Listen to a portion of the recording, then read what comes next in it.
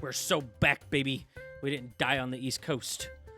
And now we're here. Oh, maybe I should send out a tweet that I'm live. You know, do the job that I want so bad.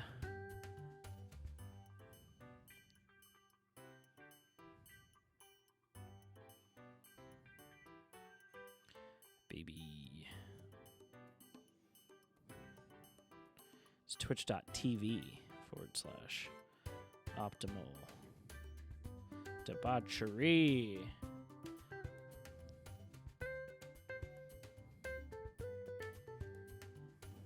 And then an Instagram post to go with the tweet. This is a jammy song. I have high expectations for this game, gang. I got high expectations. I'm gonna do the most glossary brief through tonight, and then I think I might be streaming this on Tuesdays normally, but I love Spider-Man, and I got Spider-Man sitting over there, and we're gonna get into Spider-Man eventually. But Mikey gets dibs. He called dibs. He gets first run. That'll be tomorrow on his stream. I'll play Mario, because listen, I fucking love Mario. Like, I love Mario so much. I used to be part of the speedrunning community via the library. We didn't have a home internet connection, and so we would go to the library for internet. And I would post from, like, the library computers. Like, that's how much I love video games. I went to the library for video games. Don't come at me that you love video games until you've been going to the library for it. When's the last time you've been to the library? Let's be honest about that.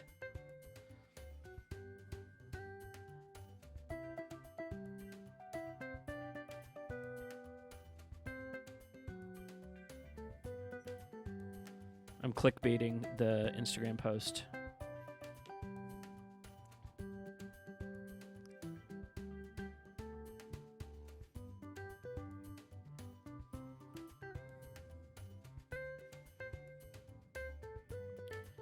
And fire it off. And eventually I'm going to learn how to link my TikTok into all this. I got a bunch of people that could be watching the streams here. If you want to follow me on TikTok, you can go check it out. Look at that. At SethXDecker. I think I have a cool TikTok. I got famous for being high. So par for the course, right?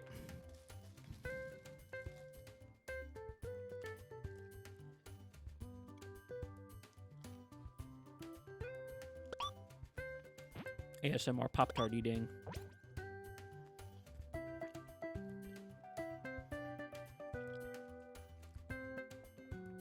I feel like a Yoshi's the way to go.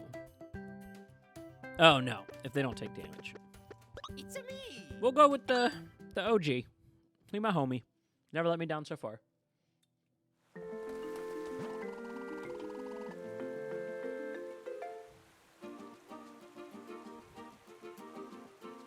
Welcome to the Flower Kingdom. It's just a short hop away from the Mushroom Kingdom.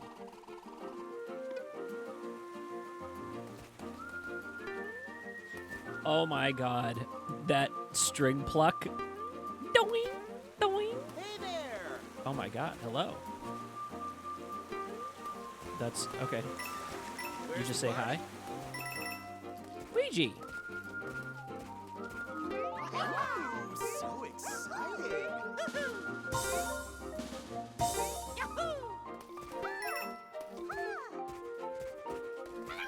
This reminds me of the like end cutscene from Super Mario World if it was like playable. Have a great time. This is like Game of Thrones shit, right? Like you walk to the next kingdom. Let's check in with our neighbors, see if there's peace here.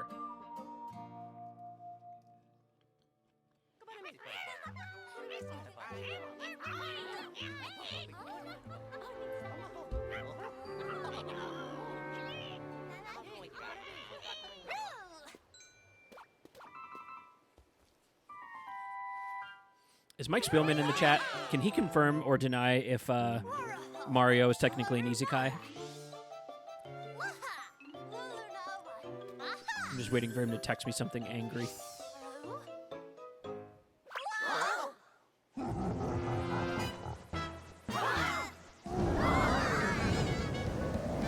God damn it, Bowser. He's basically the Danny DeVito of this group. You know what I mean? Mac is Mario. Luigi's Dennis. Toad is Charlie. Which is funny because Charlie's the voice of Luigi, but now we're getting too deep into canon.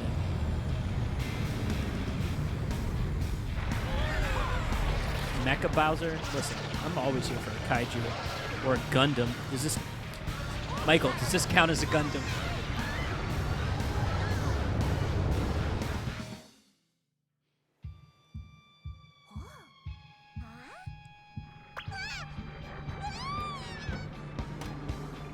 What an apocalyptic way to start, man.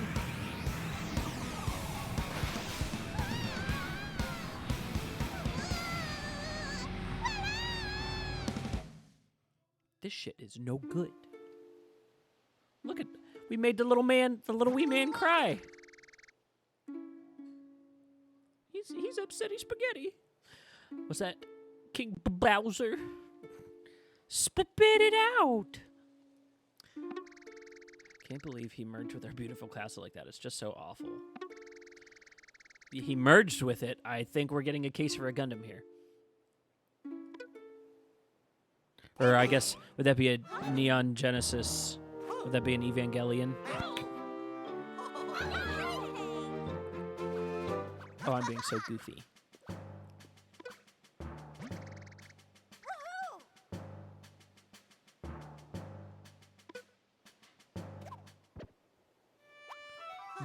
Oh. I thought he went in his ass. I'm not gonna lie. I don't know if I was the only one that thought that. I believe in you. That is a cheerful little flower. I wonder if this is gonna win me over, or if I'm gonna hate him.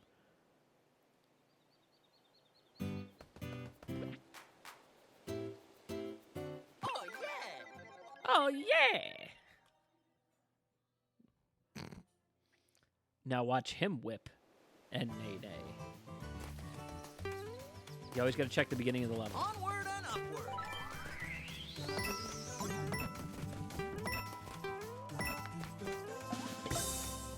Killed him.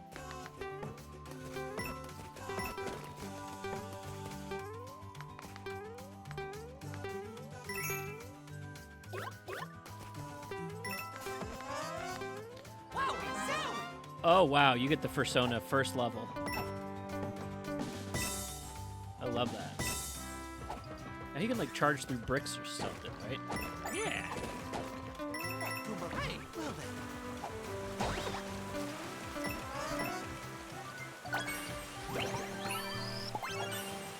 Oh, I can throw water.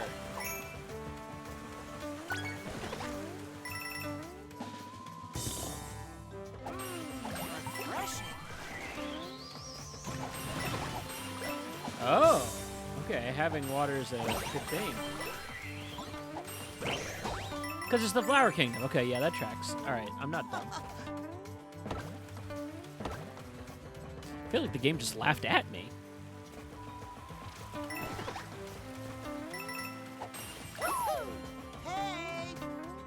Hey! He's so fun. Hey, kid, you want to go sit in the bed over here instead of at my feet?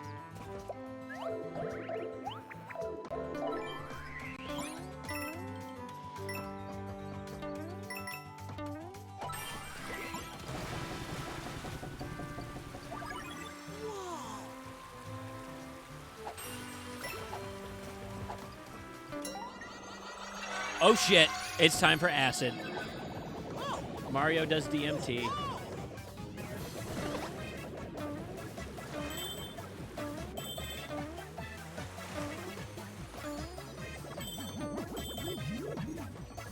Oh, it wiggles!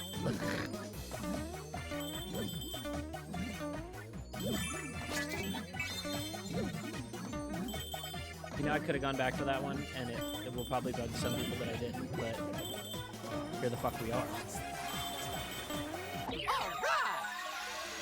I got a wonder seed.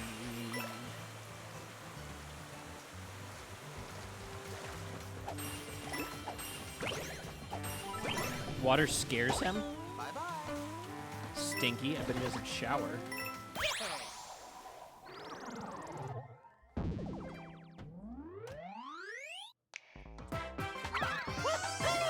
Not my first rodeo, guys. Nobody applaud. No reason to applaud.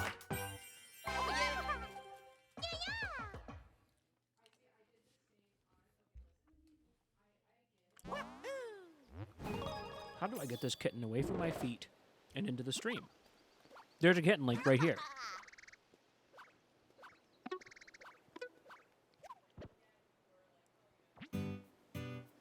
Oh. There we go. Hell yeah.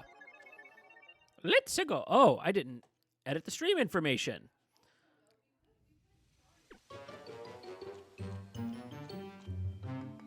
Let's pause this real quick.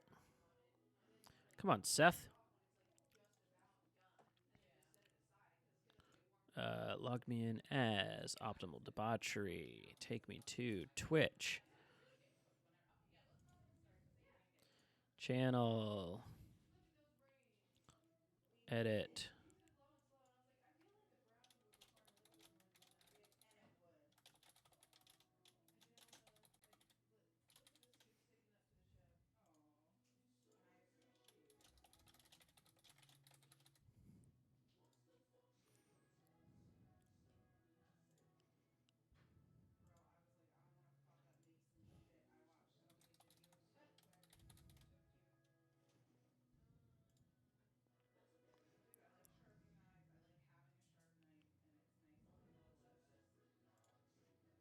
There we go. All right, updated info.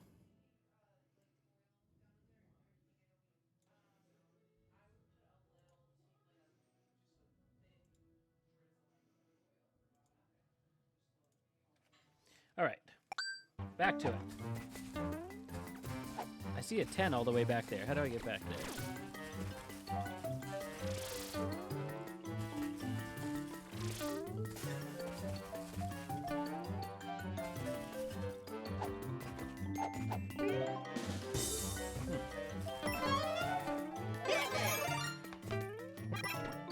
Wow, he's got like a Super Saiyan pose.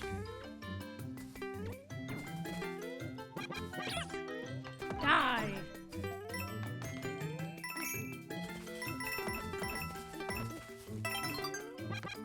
Wonder if you can get over there. See, I was just literally thinking the same thing, little man. Talking plants, huh? Almost as weird as talking plants. Oh, he's like Jackbox. Oh no.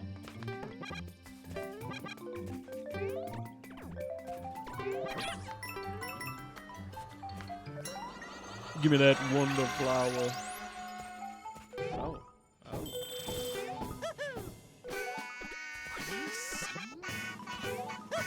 That's adorable. What? Oh, and if I if I kill them, it ends their singing.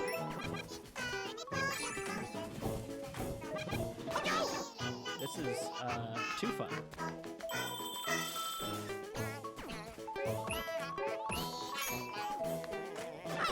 Ow. Oh no. I fucked up.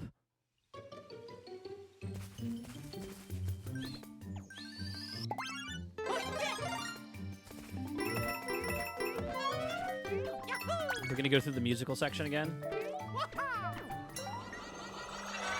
I guess you could skip it technically, right?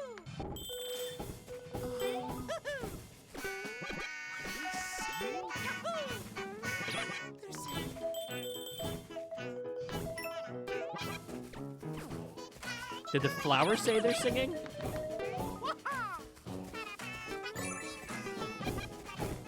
Woohoo!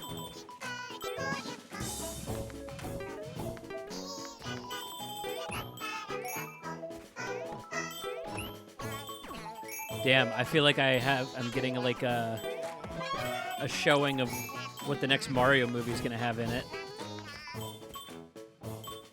I feel like a test audience.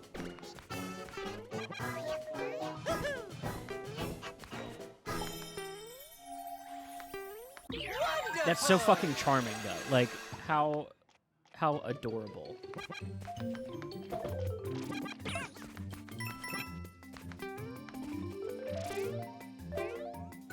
You don't see that every day. Yeah. Secret wall? Secret box.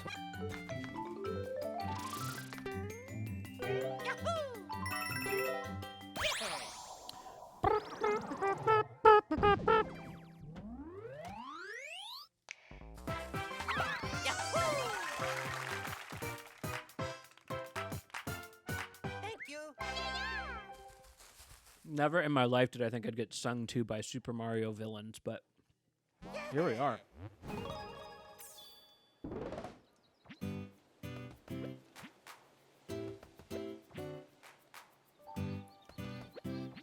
Here we go. I was looking to see if there's an indication that it was like a musical level or something.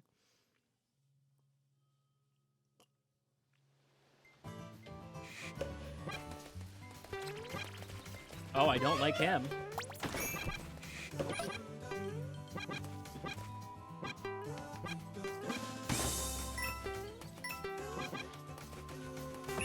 Okay.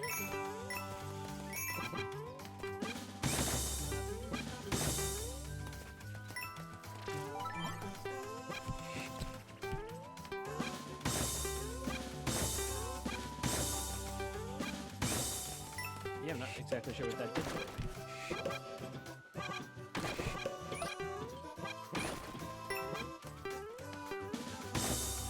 La da da da da.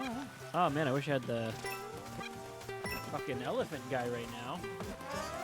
Wow, it's Yeah, I know level design. I knew what the fuck was up.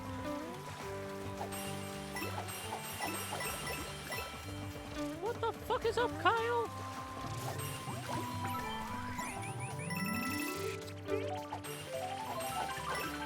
Love that sound.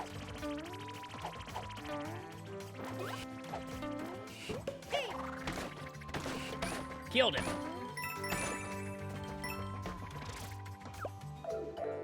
I'm a little too chubby to fit down. I got a little dad belly.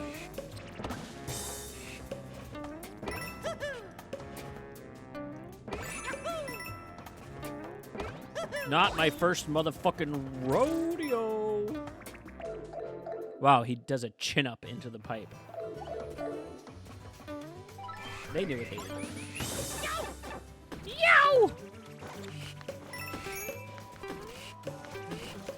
Don't want nothing to do with those guys. Busting their nuts all over the fucking level. You found me. Was I supposed to? Surprise you.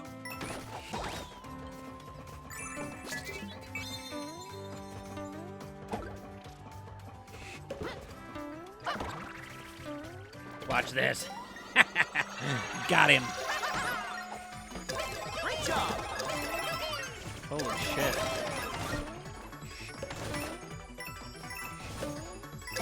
It's raining stars. Hallelujahs.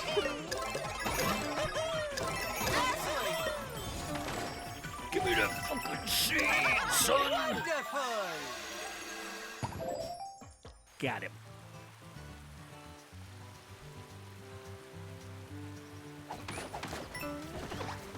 Oh, yeah.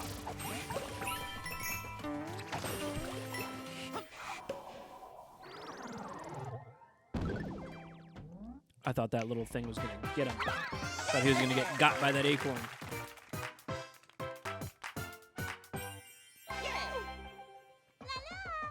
La la.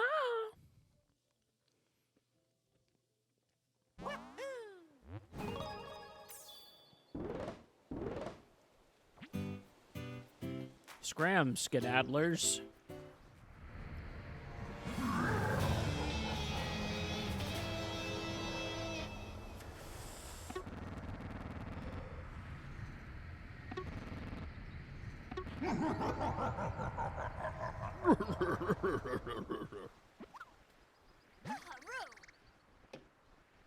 Peaches, peaches, peaches, peaches, peaches. I love you. Dude, Jack Black was perfectly cast in that film.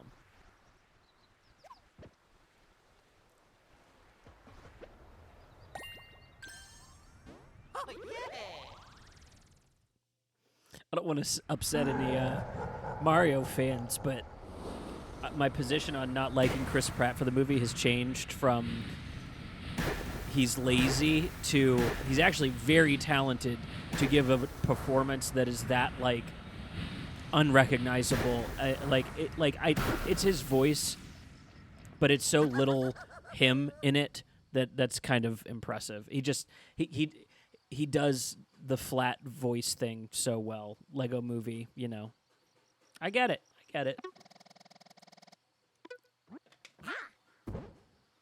He just better learn to like the brand better.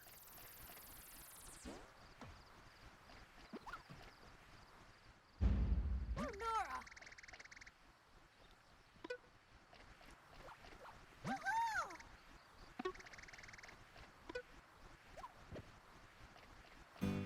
Okay.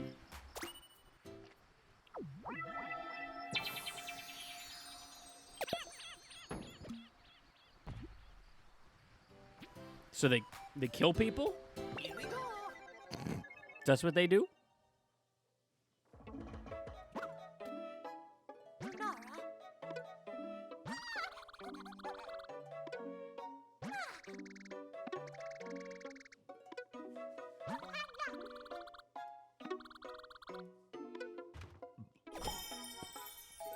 Badges.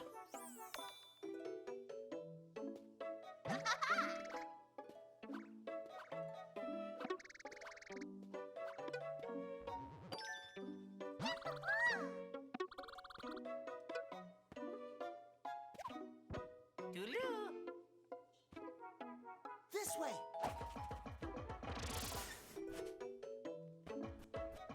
Dun dun dun.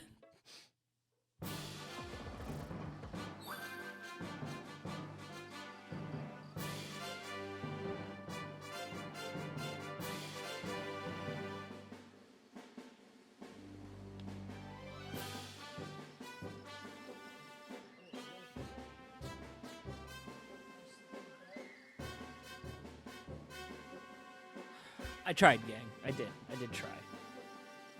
He just likes it under my feet better. All right, parachute cap. When in midair, press R or shake the controller to open your hat and float down slowly downward. Is actually what that said, but Press R in midair! Blaze on! that's so fucking fun. Press R in midair! See you later! Press R in midair.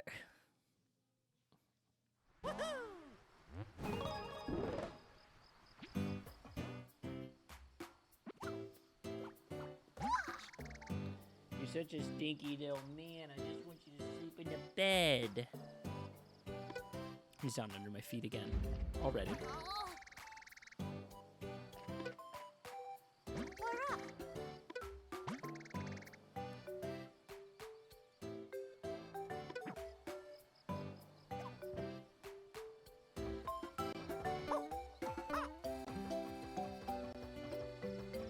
Interesting.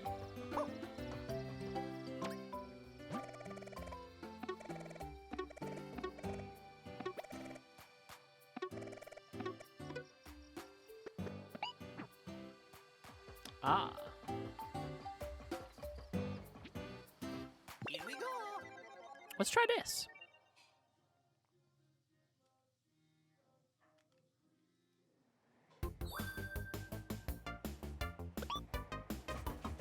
Go, go, go! Go, go, go! Oh, I see. Wonderful! You got a wonder seed. Yeah!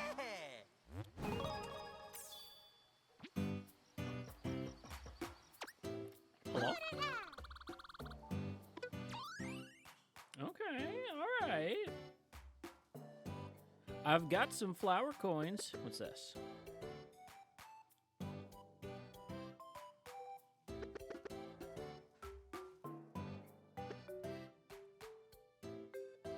Yeah, I'll buy one.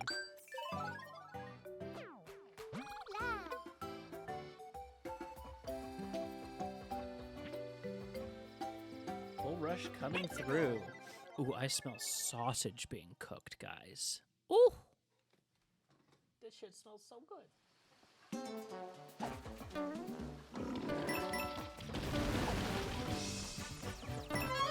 Oh, he's cute.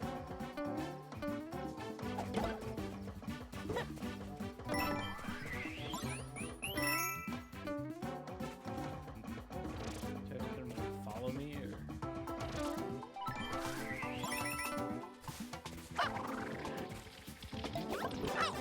Owie.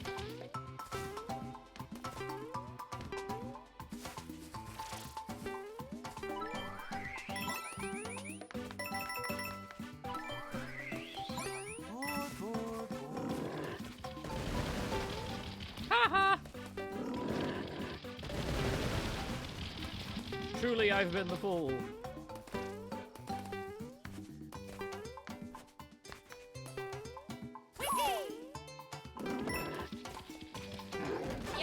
Whoa! They can jump now.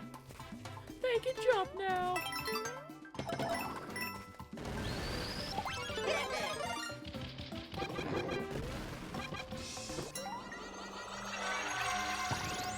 It's a party. Oh,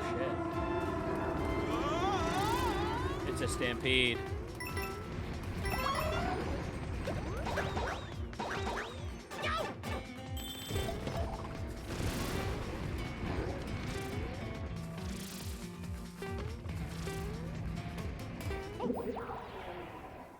Wow.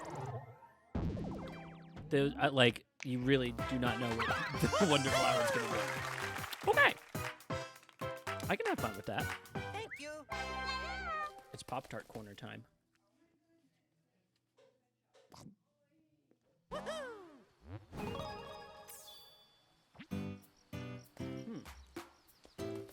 missed a Wonder Here we Flower. go. How'd I do that?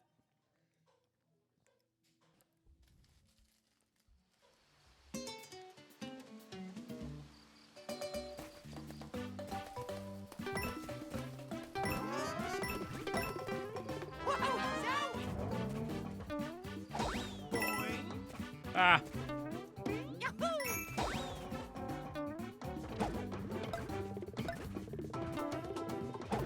Hey. Oi.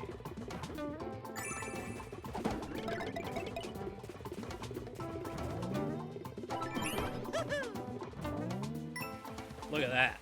Line him right up. Boom.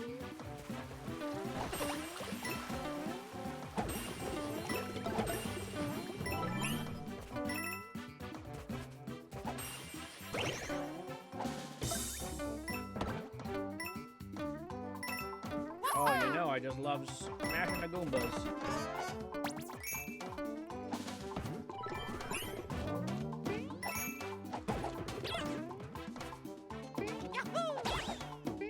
You've been evicted from your home, sir.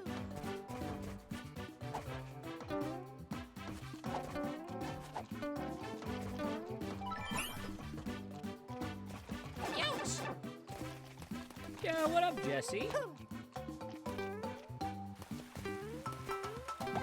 boy.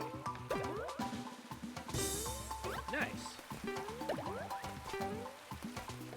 What does that bubble do? Wow, Zowie. Dude, this is straight up like Mario on acid. Oh. Yeah. There was a whole musical sequence earlier where, like, piranha plants were coming out of tubes and singing. And, like, the singing would stop if I killed them. Okay, when I hit these, just something random happens. Like, falling hippos.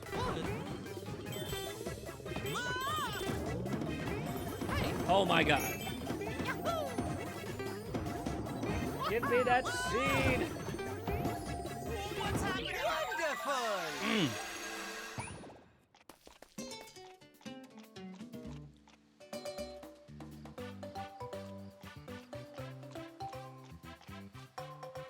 Yeah, no, I need to finish. No, I have like 4 more episodes.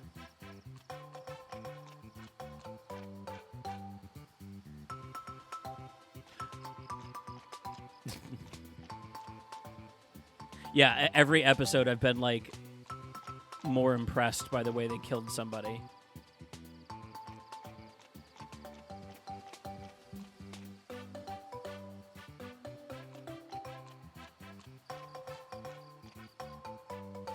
Oh, yeah.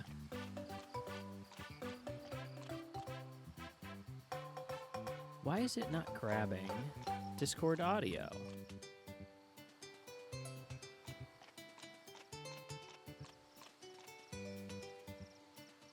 Oh, yeah, with the kid from Room, right? It was like, well, it like looked good, but I remember being a little like let down by the story.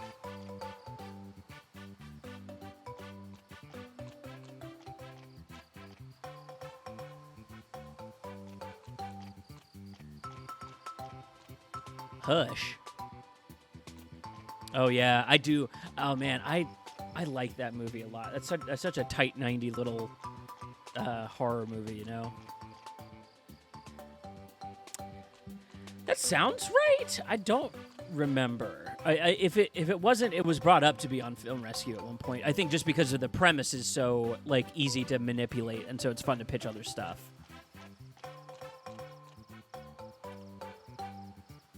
Right.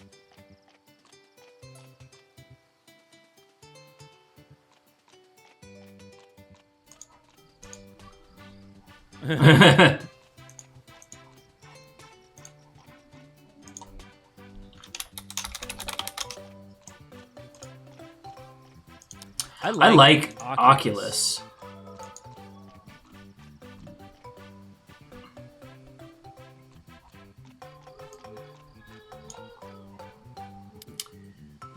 That sounds right. It's been a minute since I've watched it.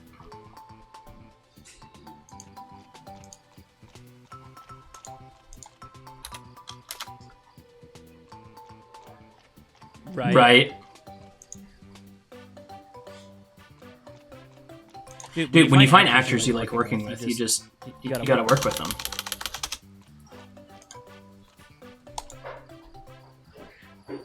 Right.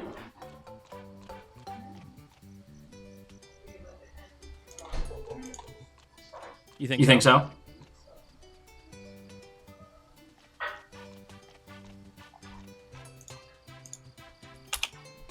True.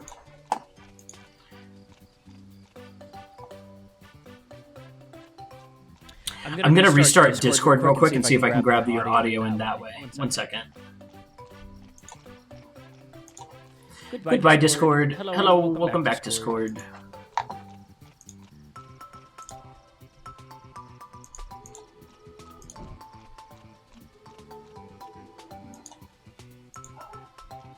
All right, go ahead and talk for me. No, damn. It's a beta application to grab audio from other applications. So it's not always functional. Oh well. Yeah, so Mike Flanagan deep dive. What a good use of your time, dude. I feel like he's such a master now.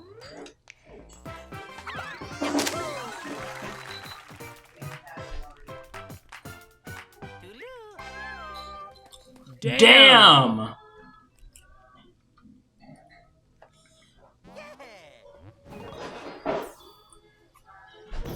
Yeah, anytime I see his name pop up. Oh, I was telling Lexi about the show and Mike Flanagan specifically, and she was like, "What else has he done?" I recognized the name, and I started listing the stuff, and she was like, "Oh my!" It was just everything she had watched.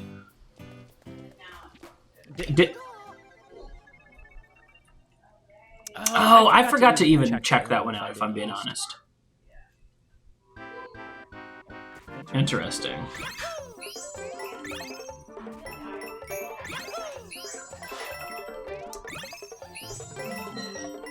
That makes sense.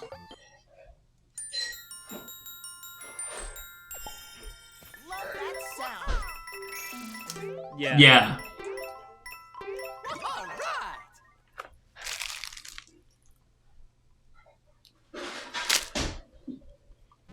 Mm-hmm.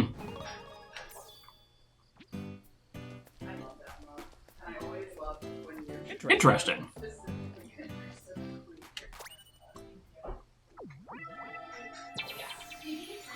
I honestly prefer that to like the awkwardness of working with people at that exact age.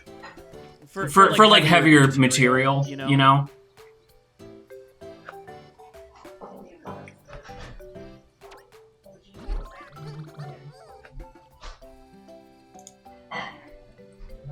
Oh my god.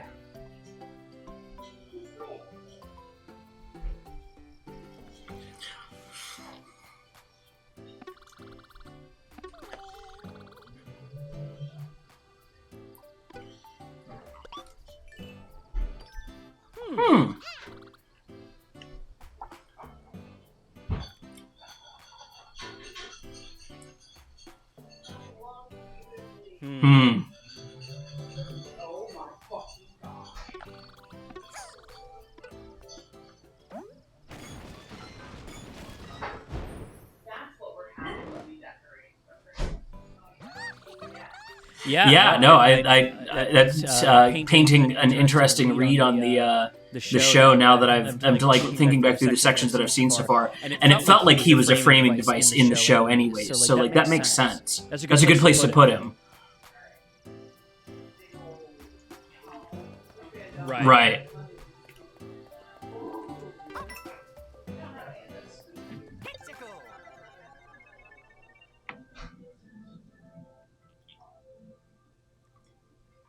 Yeah.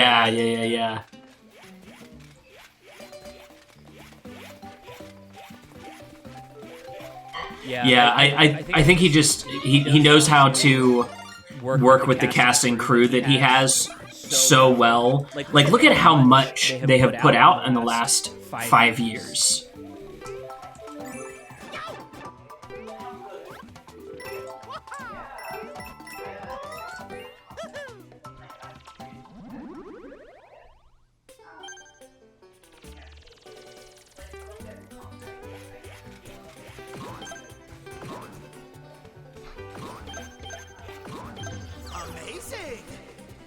Interesting.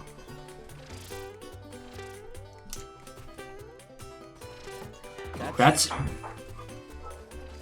yeah, that's true. Smart way to work.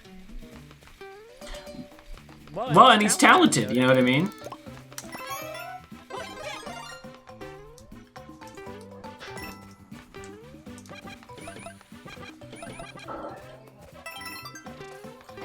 I don't like that like trope anymore. That's more my issue. Like his execution's excellent. I'm not mad. I felt the emotional impact of the finale. I just the like ghost time travel thing is just a little played out to me at this point, and that's a me thing. That's not a him thing. You know what I mean? It's like split personality thrillers back in the 90s. Like holy shit, if I never see another one in my life, it'll be too soon.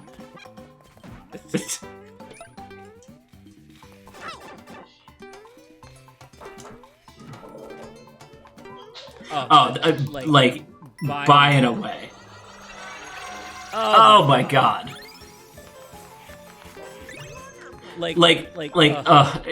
How do you top that? It's insane the amount of stuff that he fit in there so well.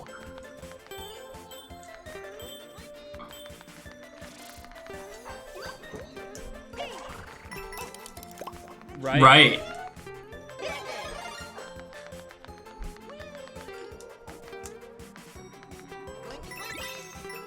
Oh, one more star.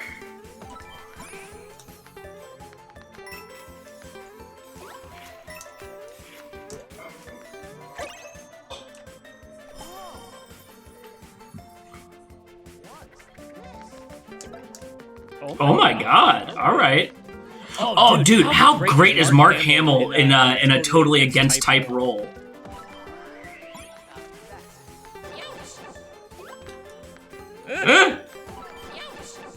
Dude, like the way he just shows up to that the acid rave, I was like, your dick's 11 inches long, dude. What the fuck? Oh no! That's not fair, game.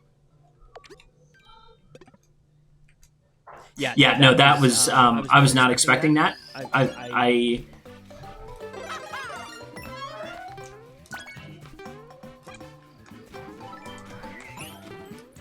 I saw the signs and I was like, this is actually going to go the way I think it's gonna go.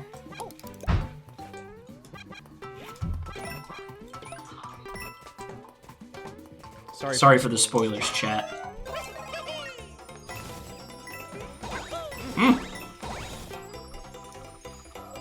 Well, and it's like, it's one of those shows that you kind of have to watch carefully.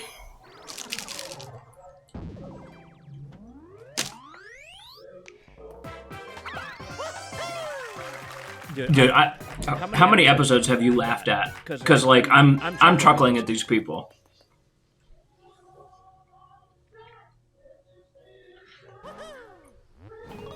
Yeah, and I think that's hot.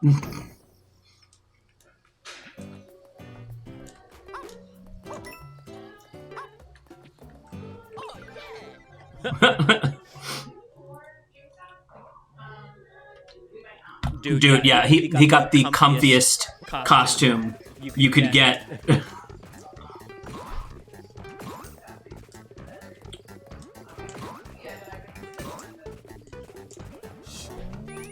Dude, that would be wild. But also, like, killer apartment. No, I just saw him have that party and kill the cat. That's all.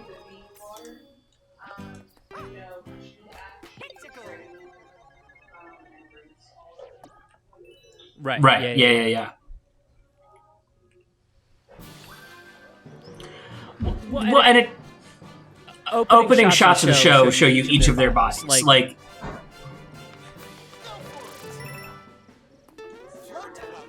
well, and that's the sign, I think, of a truly good storyteller, to make you a promise that it's going to pay off, instead of saying, "Oh, watch and find out." It's like, no, this is how it pays off. Now watch me and see if this pays off for you. Like, that's so ballsy.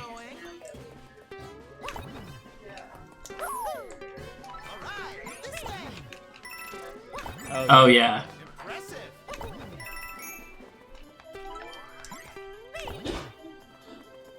The hottest Freddy Krueger I've ever seen.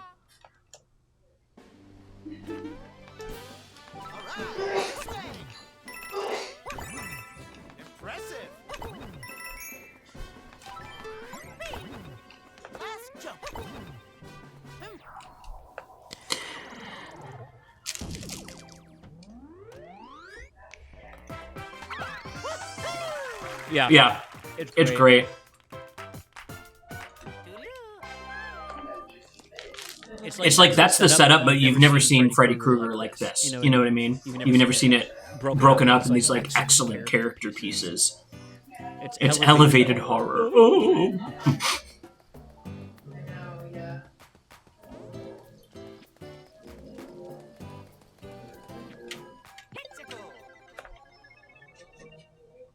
Yeah, dude, gotta put your time in. You have to know how to communicate with your editors, because a lot of the time you're planning edits when you're planning out your shots, right?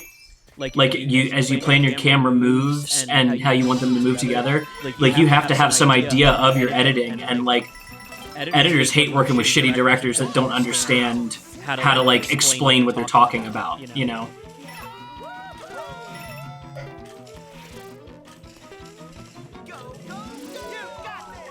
Okay, but this guy has roller skates. How is this fair? Oh no!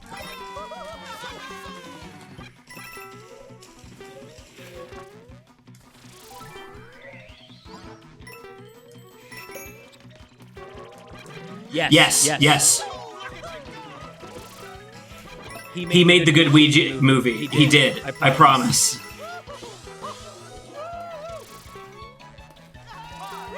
Dude, it is Haunting of Ouija House. Like he puts kids in fucked up, precarious situations. I think it's some of the cast from his shows too, if I remember correctly. I think it might be one of the first time he used one of the child actors.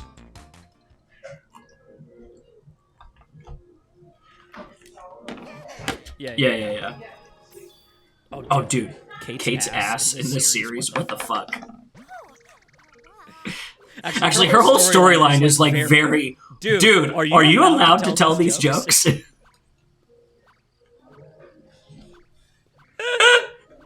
I got up to the part where they're in love with each other. She's like... Yeah, she died at the end of the episode.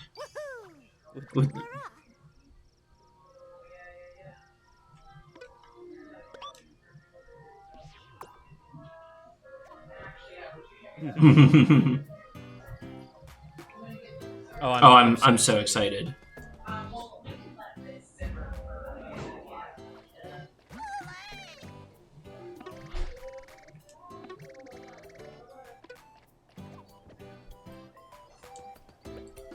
This is some of his raunchier work, man. There's a lot of nudity, a lot of sex and drugs and violence and like.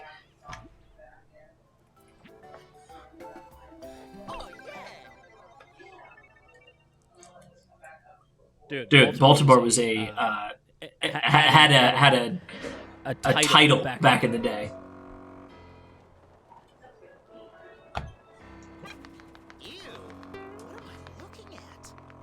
Me too. Oh my god. I just want something Lovecraft.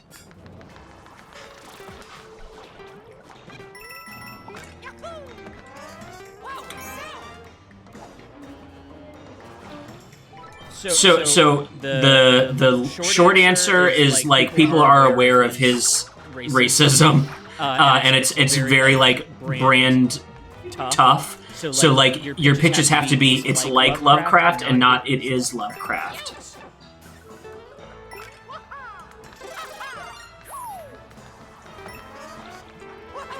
Again, like people like ask people to name like 3 things about Poe outside of like ravens and maybe like black clothes. Like people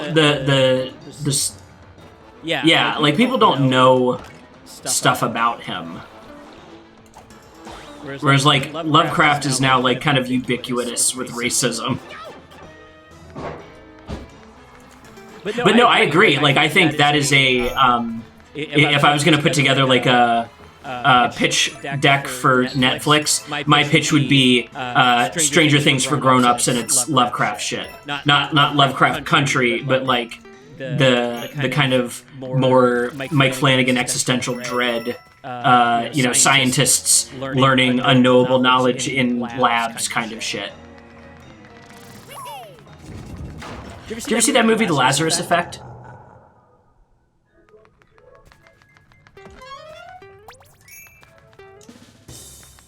Yes.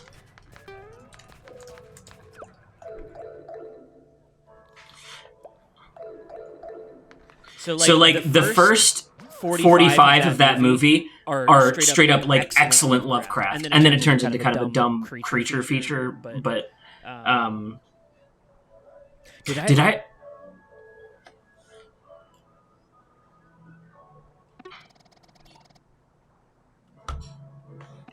That's cool.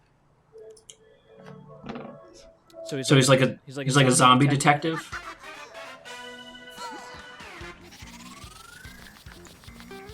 Oh, gotcha.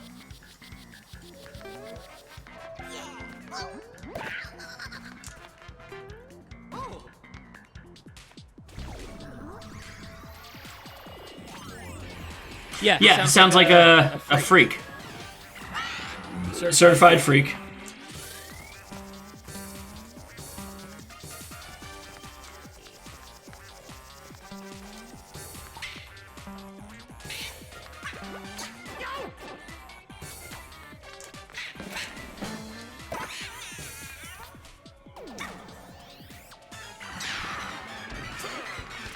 Who's that? A little bit? Oh, that's funny.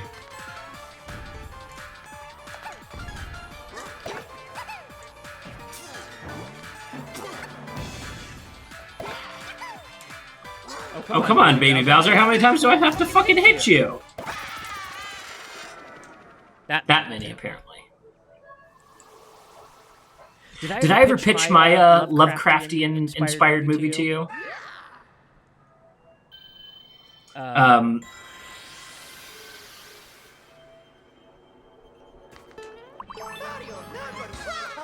Yeah, I'd do that just to talk Lovecraft.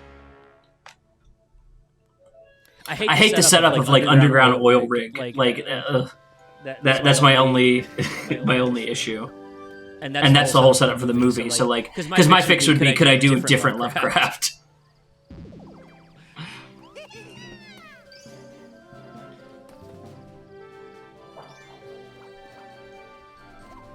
See, I love what happens in underwater. I wish it was the setup to a movie where like we meet the characters that survived. Right. Yeah. Exactly.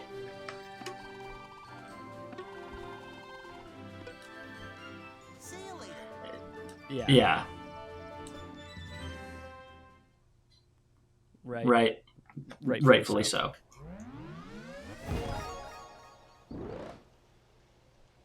Oh yeah, I heard there's like a almost 3-hour cut of it somewhere, and that's insane to me.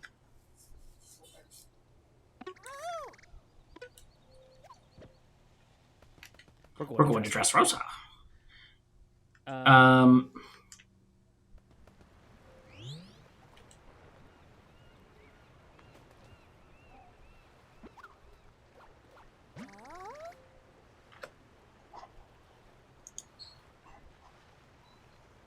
Oh wow.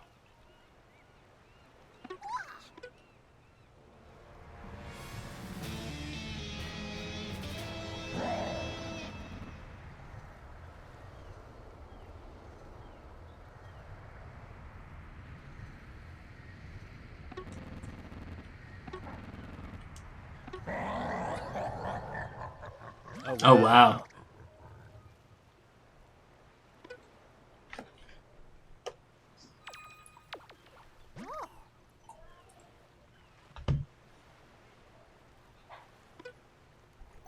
Oh my god.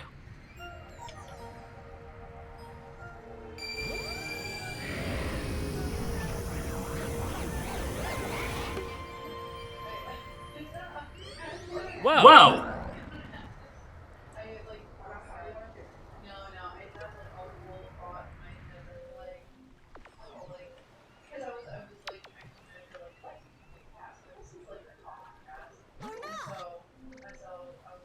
An alien invasion.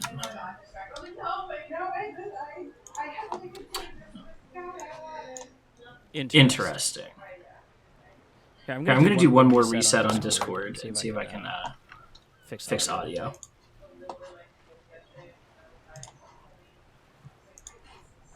Restarting Discord.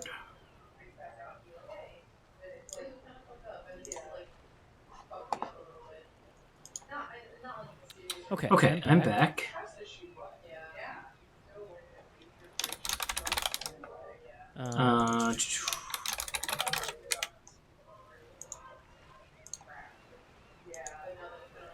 I guess I could try Discord through a browser. Maybe. Oh, talk again? Is it going now? Yeah, we got it. Yeah, baby. All right. Well, I'm gonna go pour myself another drink and be right back. I think I'm gonna go do the same thing. Oh no.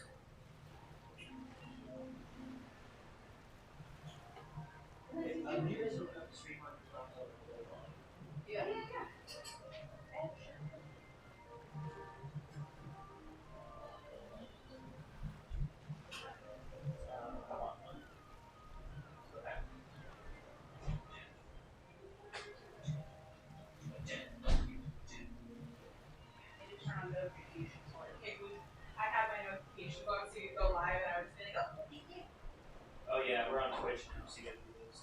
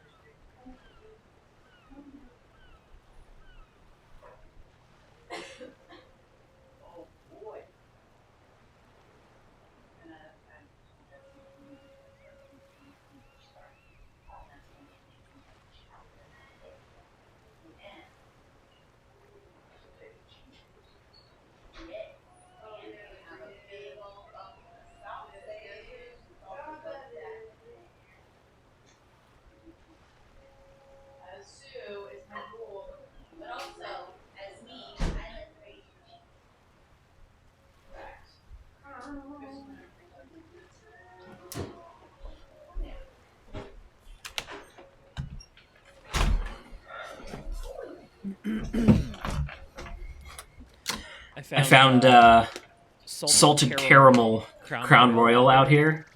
Oh, nice. And I mixed it with some apple cider, so it's like a candied apple. Damn, that sounds good. It fucks. Yeah, it's good. Yeah. I've been going through some of Poe's stuff right here on Wikipedia. Annabelle Lee, Roderick's wife in the show. That was the name of the last complete poem completed by Edgar Allan Poe before his death. That's right. I remember reading that. It explores the themes of the death of a beautiful woman. Her fate is probably the most tragic, I think. No spoilers. I can't wait to see it. It's not a spoiler, but it's just saying it is probably... that was one where I was like, God, that is awful. Fuck. There's a lot of like, oh God, why, dude? Seriously?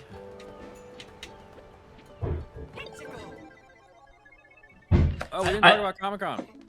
Dude, tell me all about Comic-Con. Now that we have your audio working, please tell us all about Comic-Con. I had an amazing time. Hell yeah. Got plastered on Friday. That was great. Cheers to past Jesse. Yes. I passed my card to several people. David Desmalchin, I got 2 things signed by him. Hell yeah. Hell yeah. Passed him our card. Talked about some stuff a little bit. And saw John Carpenter. Got the photo op with him. I saw that. That looked awesome. Yeah. Unfortunately, it's they just kind of rush you through because there were so many. It's like I saw him for like maybe 10 seconds. Yeah. Yeah. Hi, how you doing? That was it. Yeah. Kind of sucks, but oh well. I did pass my card to his wife. That's cool. I don't know if we'll hear from them, but maybe David. I don't know. So, but also passed my card over to Matt Kent, who's the writer on a book called Berserker, which is being co-written with Keanu Reeves. Yeah. Berserker looks good. Yeah, Berserker's really fucking good. And there's a live-action film and an animated anime series on the way as well for Netflix. All right. Yeah, and Matt was like, I think the animated one's going to be better. You can do so much more with animation! That story where he's been around for 80,000 years and he remembers his own birth. It's like, right. I think it's implied he's actually a god or something like that.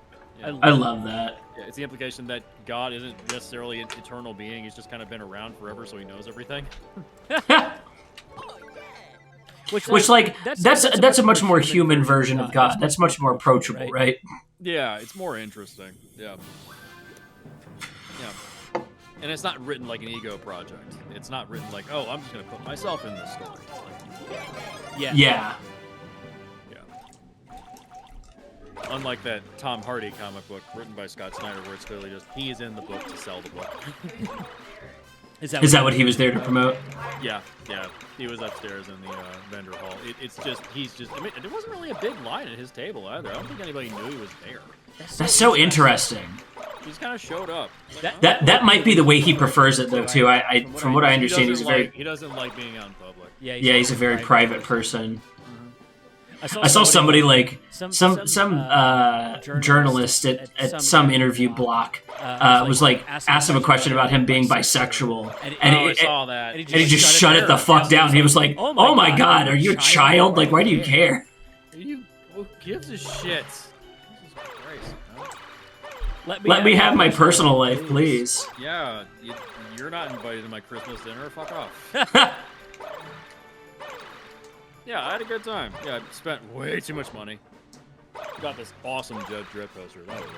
Oh, you got to tell everybody what your cosplays were, though. Oh, I did Punisher one day, and I carried that sign with me that says, "Dear cops, stop idolizing me. I don't like you either." Yeah. The people that actually liked it the most, cops. Damn. Actual off-duty cops were like, "Thank you. We've been saying that for a while now." this man wants to kill us in the comics.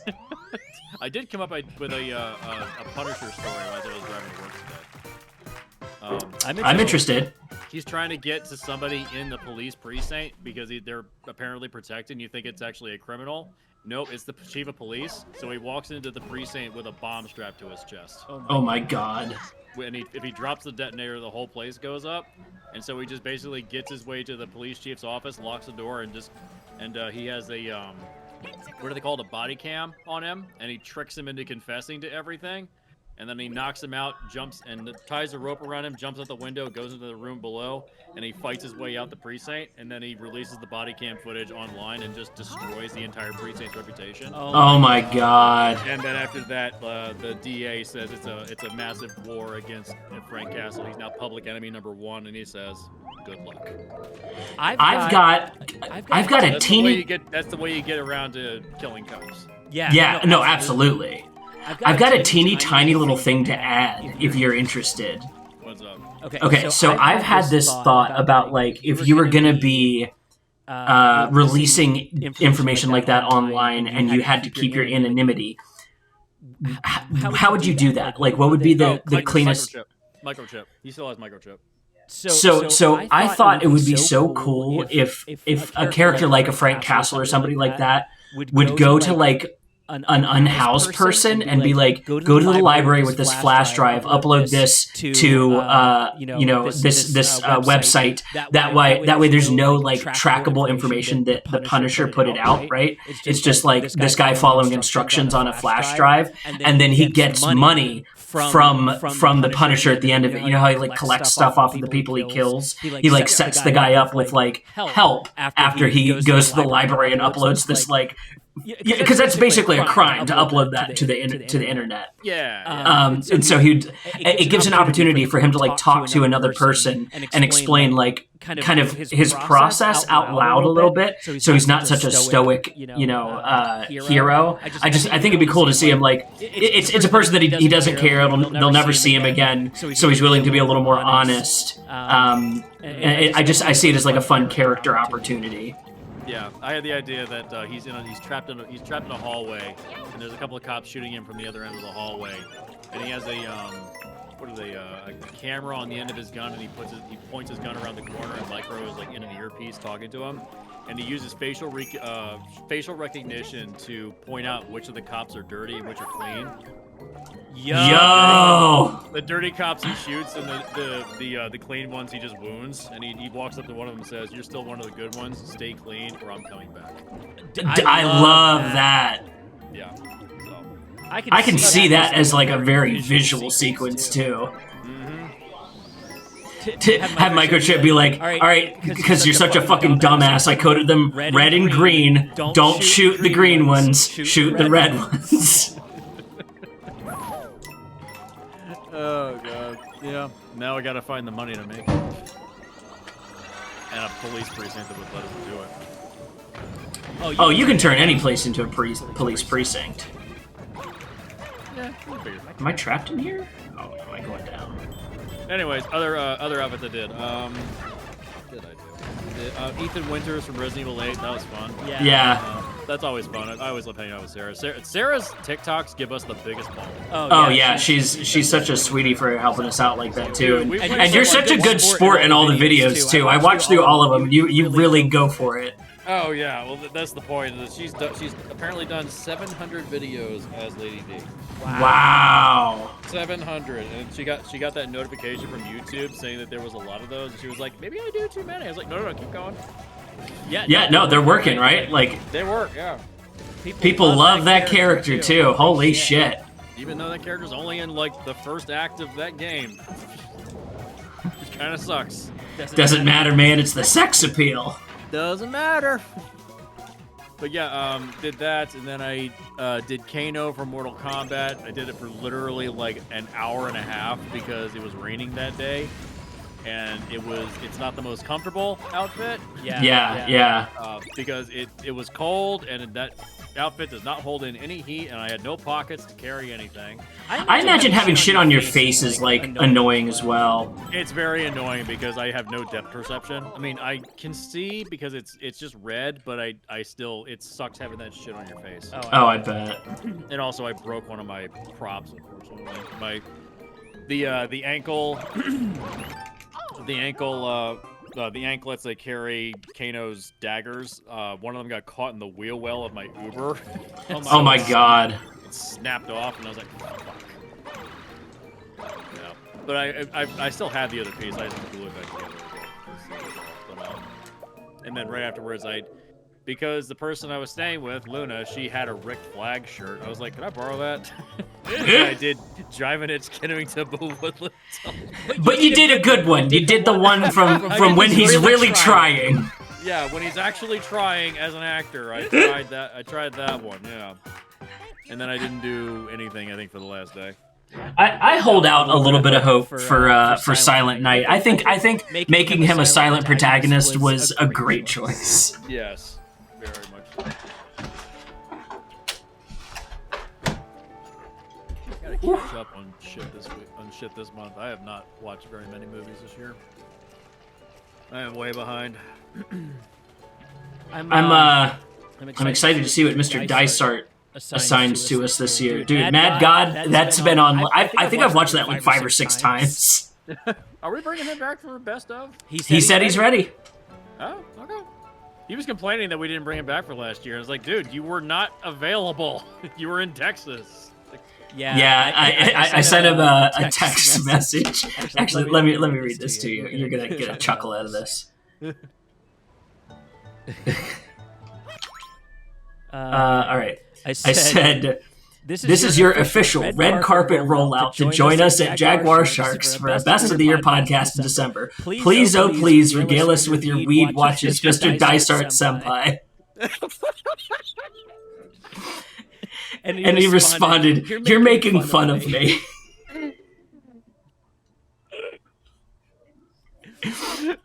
I did decide what my next outfit's going to be for Ocean City Comic-Con this year. Oh, yeah? It's Dysart's next comic is Banana number one. Yes! Dude, that's perfect. I saw that. I was like, "Is this meant to?" I was talking to Dinesh about this, and he said they contacted him and said, "We want you to write the dumbest thing you've ever written in your life." And he was like, "Seriously?" He's like, and then he just like an hour later he messaged back and he was like, "Yeah, I got it." That's amazing, and also like so it's a Dysart. banana, and apparently it's cannibalistic kiwis that eat humans. It's like apparently they're the villains. It's like, oh, okay. That's dude. All right, listen, I'm here for it. I bet he was just sitting in his fucking kitchen after he got the message and was like, all right, dumb as shit. Bet. I'm just gonna list things that I'm looking at in my kitchen right now. Because apparently everything else he's writing for Bad Idea is like end of the world, depressing, humanity's fucked stuff. I mean, have you seen the man's Twitter? Oh yeah, I know, but it's like his Muppet story that he wrote, the first 7 days where Muppets become sentient. He's writing a sequel called The Last 7 Days, and the human race is basically wiped out and Muppets run the world. I didn't know he did Muppet stuff. That's so funny. Not licensed. Yeah. It's like there's an image of Kermit the Frog as a puppet floating through space. It's like, wild. Yeah, crazy stuff. Oh wow, this is interesting. Dimension? The air turned into water, and the water turned into air. Oh, it flipped. Oh, okay, so it's the Metroid Prime thing going on. Okay. Or Metroid Prime 2. Was it 2 that had the alternate reality stuff? No! I'm gonna be honest, I have not played as much Metroid Prime as probably many other fans of the series. I love it. I just wish they gave her a character. It sucks. Everyone's like, oh, she's such a great character. She has no personality. There's nothing to her. It's like, at least Lara Croft has like a voice and some depth, and they've rewritten her character like 4 times, but at least there's something. There's nothing to Samus. Well, and she's a space cop, you know what I mean? Like, you gotta add a lot. Well, space bounty hunter. She'll work forever. Okay. So, do you think cops would not do that too if they had the option? I mean, they did. Wild West, that's what they did. Right. It was totally a thing. Whoa, this bitch just called me soggy! What the fuck? I'm gonna kill myself.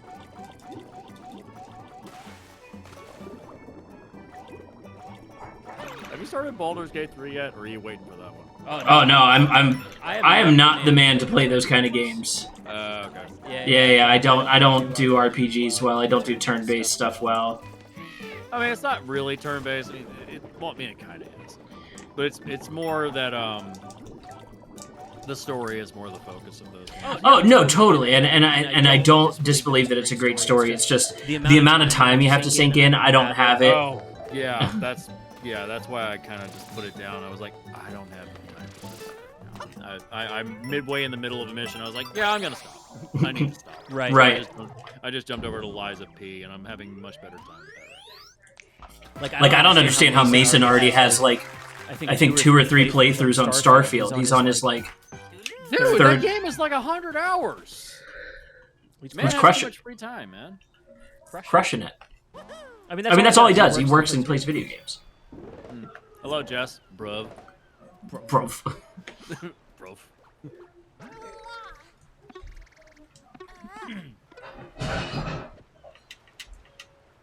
Movies coming out? That's a good question. I went and saw Killers of the Flower Moon yesterday. Oh, how was it? I'm over this Leo hype train, man. Like he played a very boring character, if I'm being honest. The movie itself and the things in it are excellent. Like it's Scorsese, of course. It's like Silence meets The Departed. It's his like serious work, but also his like serious plot work where there's actually shit like happening.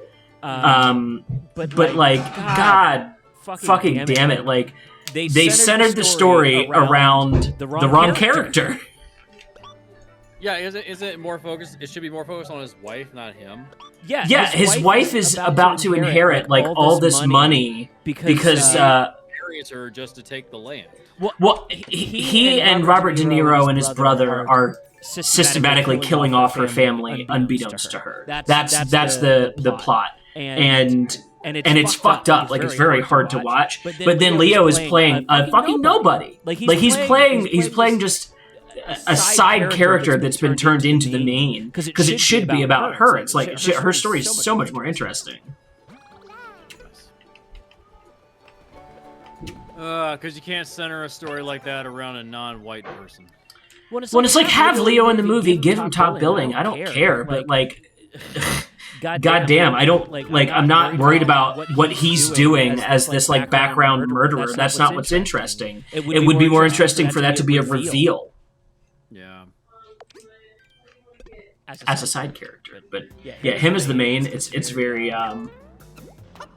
dull. Yeah. Do you feel the runtime? I didn't, only because the scenes are so good individually. There's this one where there's like a meeting of the elders of the tribe, and it's all ad-libbed. And it like really works in like this feels like the most natural version of this conversation. So I'm and you know me, like I'm always going to be more interested in the filmmaking of the scene than the scene itself. But yeah, like it's I didn't feel the runtime and like the actor cameos. Basically, like a new actor jumps in as a side character every 30 minutes. So like Brendan Fraser comes out of the end out of fucking nowhere. Like you do not see him until the very end of the movie, and then he steals the motherfucking show. Oh my god! I hear a lot of people calling him cheesy, and I get it. I get people are pissy about the whale, but like, goddamn, I thought he was a stone cold killer. As long as we get him in more movies, I'm happy. Exactly. Because he got cheated out of one last year. Well, he got a Scorsese instead. Yeah. Let's see, what else is in theaters right now? Oh, Expendables 4. No, I'm never gonna watch that. Dick's the Musical. I'm interested, but not for a theater experience. Yeah, same. It takes a lot to get me in a theater for a musical. Haunting in Venice? No, not even if you paid me. I hated the last two. I liked Orient Express. I thought Death of the Nile was bad, but have you seen the original Orient Express? Probably. Is that going to be on Split the Difference? Well, it is now. I'm going to swap one out because the original is awesome. I'm always down for a good one. Man. Let's Last of the Mohicans, you can go away because we know you're good. That's one of my dad's favorites. I remember watching it in school, and I was like, why? And I was like, oh, that's why. Okay. I don't know if it's necessarily accurate to have a white guy playing Indian, but whatever. That's some of that 90s fuckery we were talking about. Yeah. It's a Michael Mann movie, though, so it's, give it a lot of breaks. Oh, absolutely. Murder on the Orient Express is going to now be season 7, episode 1. Hell yeah. There you go. You'll understand why the original is better. Exorcist Believer. No. Damn. I've heard such mixed things that I'm really curious if this is going to end up being one that I like. Because you know me, I tend to err on the like, oh no, this was weird and bad, so I like it. There's 2 good Exorcist movies, the original and 3. That's it. Everything else. And those are actually written by the original writer. So maybe take note. Don't do any more. There's only like 4 total, though, right? There's the first 3, and then there's the prequel, but it technically is 2 separate movies because when they did the Paul Schrader version, the studio was like, yeah, this isn't scary at all. So they reshot 90% of the movie with Rennie Harlan, and they made that version. They put that in theaters. Nobody liked it. Didn't make any money. So they then released the original version by Paul Schrader. Nobody liked that, and it didn't make any money. Wow. So, wow. What does a dumpster fire of money look like? That's what it looks like. What a waste of time. What a waste of effort. What a waste of money. Damn. Well, with a track record like that, we can only go up from there, right? According to Rotten Tomatoes, it currently sits at a... Oh, what does it sit at? Let's see. 5.1 on IMDb, 3.5 Atom Tickets, 59% Fandango. Yeah, not great. This was supposed to start a trilogy. I don't see that happening. Yeah, I'm curious if he lost goodwill with the way they marketed 3. I think we both agreed it was a pretty decent movie overall, but just marketed through lies, and like that burns up all your goodwill. Halloween Ends. Yeah, Halloween Ends. Yeah. You're right. I gotta rewatch that. I've watched that recently. What else is out? Five Nights at Freddy's.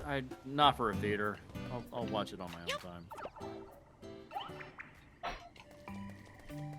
Oh yeah, that's definitely not a theater watch. Especially when I saw it was PG-13, I was like, yeah, fuck you. I was like, fuck you. I'm so uninterested. Yeah, even if what's his name? Matthew. What the fuck's his name? The actor? Yeah. That's Josh something. No, not the director. The director is Emma Tammy. I don't even know who the fuck that is. No, the actor. The kid. I thought that... Matt Lillard. Yeah, Matt Lillard is in the movie. Yeah, he's his boss. Yeah, Josh Hutcherson. He's the main character. Oh. Matt Lillard is his boss. I would not over invest in Matt Lillard being in the movie any more than a voice. Okay. Yeah, I can't see it being much more than him doing a voice role. He's a genuinely good actor. He had a small role in Twin Peaks: The Return. He's excellent, and like the reason he's there is all that love for Scream. You know what I mean? Yeah. And 13 Ghosts. Oh, 13 Ghosts is getting like a cult status. Have you seen that? I've seen that. I'm like, I watched that years ago, and I was like, I don't get it. I'm down to revisit and see like why it's got a cult following. It feels like a Rob Zombie movie. But like, remember when we used to be stoked about Rob Zombie? Yeah, we used to be.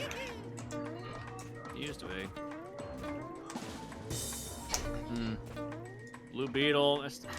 Should I even bother watching Blue Beetle at this point? Not in a theater. Yeah, I didn't think so. Yeah, dude. If for you, especially if you watch it on streaming, you're gonna like it. If you don't have to do the whole theater thing, you'll enjoy it more. I'm not going to a theater again this year. Creator burned it out of me. That theater experience was awful. That makes sense. I can still hear those fuckers up behind me, fucking jabbering. You pieces of shit. Jabbering. I love that word. What a great word. What else we got? Let's see what documentaries we got. Beyond Utopia. What is this? I watched a killer documentary series the other week. It was like 4 episodes. It was called Telemarketers. I'm guessing it's a story about telemarketers. It starts off as a like homebrew early 2000s like investigation into this little telemarketing office that this guy worked in as a high schooler. And what happened is they didn't get to finish the documentary until he met up with a cousin of his who's a filmmaker who linked him up with Benny Safdie and David Gordon Green and Danny McBride. And they helped him link up with HBO to finish this documentary. They link up with a guy that had kind of been the center of the original documentary. He was like doing drugs in the building and then selling to people as a telemarketer. It was nuts. So they follow like these guys as they go to DC to like do something about all the fraud that's happening in telemarketing. And it's one of those like it presents itself as a big piece that it's going to like take down this big part of America, but it's really about this broken little drug addict in the center of the story as he kind of learns that the cops hate you and aren't out to help you, and the government does not think you're a person, and like it's so hard to watch this guy like lose his faith in the American system, but by the end of it he's like, I'm going back home. I'm going to live happily and never think about this shit again because this is awful. Mm-hmm. It seems similar to this documentary that I just found. It's a documentary about North Korea, directed by Madeline Gavin. Dude, I would watch anything about North Korea. Yeah, it's about what is it? Centers around Sengun Kim, a pastor who defected from North to South Korea and facilitates North Korean defections. He gets defectors out of North Korea. Oh, wow. Dude, that is awesome. 100% on Rotten Tomatoes. I bet. Is this available on streaming? Is this available? Yeah, see if that's ready to lock and load, because that sounds like a watch. The documentaries, I typically would not go to a theater for that. I would watch it. No, totally. Theaters. No, it looks like it's only theaters right now. Oh, it's not even out. Oh, it comes out this week, actually. Oh, it comes out the 23rd. So, that's Monday. 23rd, yeah, it comes out on Monday. Oh, yeah. Yeah, there you go. Comes out pretty soon. That sounds excellent. What was the title on that again? Beyond Utopia. Beyond Utopia. Solid 2 hours.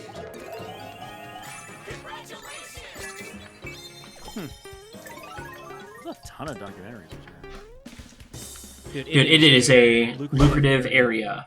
It is so cheap and easy to put together a documentary crew. You just need something to shoot. Yeah. Have you ever done documentary work, like beginning to end, or just like hired in for? Hired in for. I did that work with Alexander Philippe. That's right. Yeah, I did 4 days of work with him. Where he told me that George Lucas is an asshole and just fucking his wife out of money. Ex-wife, I should say. That's right, everybody. That's what George Lucas is doing. That's why the special editions exist, so we can establish a new copyright so he doesn't have to pay his ex-wife any more money. I'm pretty sure that video is half the reason our first TikTok account got reported to hell. Yeah, probably. Yeah. Bunch of Star Wars fans really mad that we weren't. Yeah, it's like you either gotta suck George Lucas's dick or you gotta hate him, and it's like I don't know. Maybe I just think he's a flawed guy that made something cool. Yeah, I would kill for a documentary about her. Oh, dude, right? Unfortunately, you can never release it though, because then you gotta fight through him. He's got more money than fucking God. Yeah, God, Satan, and all the planets around the galaxy.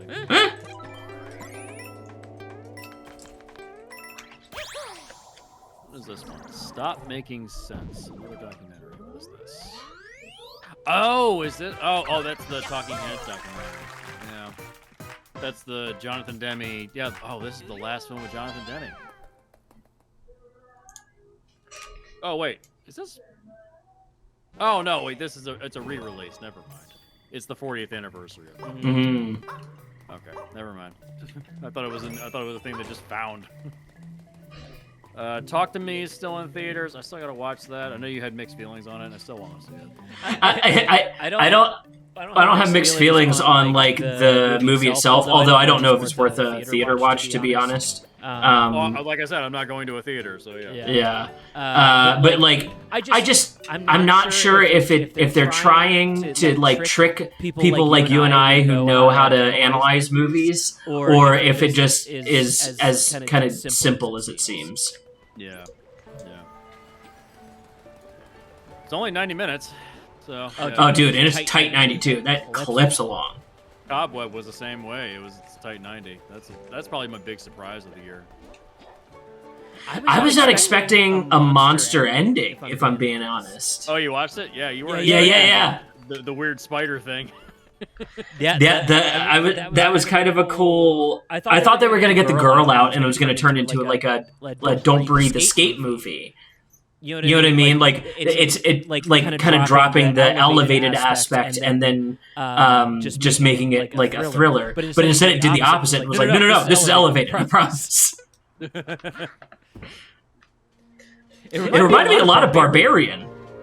Well, yeah, that was kind of how they marketed it, and it was like it's a Barbarian type film. They even had the trailer even said from the producers of Barbarian. Like that means anything? Like that's true. It's just a means of selling the movie. It's set in one house. You know, it's like a fairy tale kind of. Like the walls are a little too high, ceilings too high, the rooms are a little too big because it's from a child's perspective. The hallways are a little too long. It's very Tim Burton-esque now that you're pointing it out. Yeah, you're right. Yeah. The dream sequence where he's imagining his mother running at him. That was like, oh, God, just Jesus. God damn it. So effective. Anthony Starr proving once again he's always the creepiest man in the room. Did you know he leads cowboy show of some kind? Like a Yellowstone style action thing? Banshee? The Banshee, that's what it was, yeah. Yeah, Hope loves that show. Yeah, it only ran for like 4 seasons. It's over now. Jesse's dad was watching it and showed me a couple episodes, and I was like, I'm familiar with this actor from The Boys, and so I think I got him interested in The Boys. And I haven't had the heart to be like, oh, Neil, you're not gonna want to watch this. Like, a dude goes into another guy's urethra. Like, you don't want to watch this. No, if you have a really good sense of humor, you'll love the next 10 seconds. That was the best moment. Dude, The Boys is for a very specific kind of viewer. Oh, yeah. Better than the comic. Dude, I love So there, do you know about the black Twitter incel Twitter beef? No, what is this? Okay. So incel Twitter started this like isn't that just Twitter? Listen, you're not wrong. That's a good joke. It's a good joke, but I need you to stop.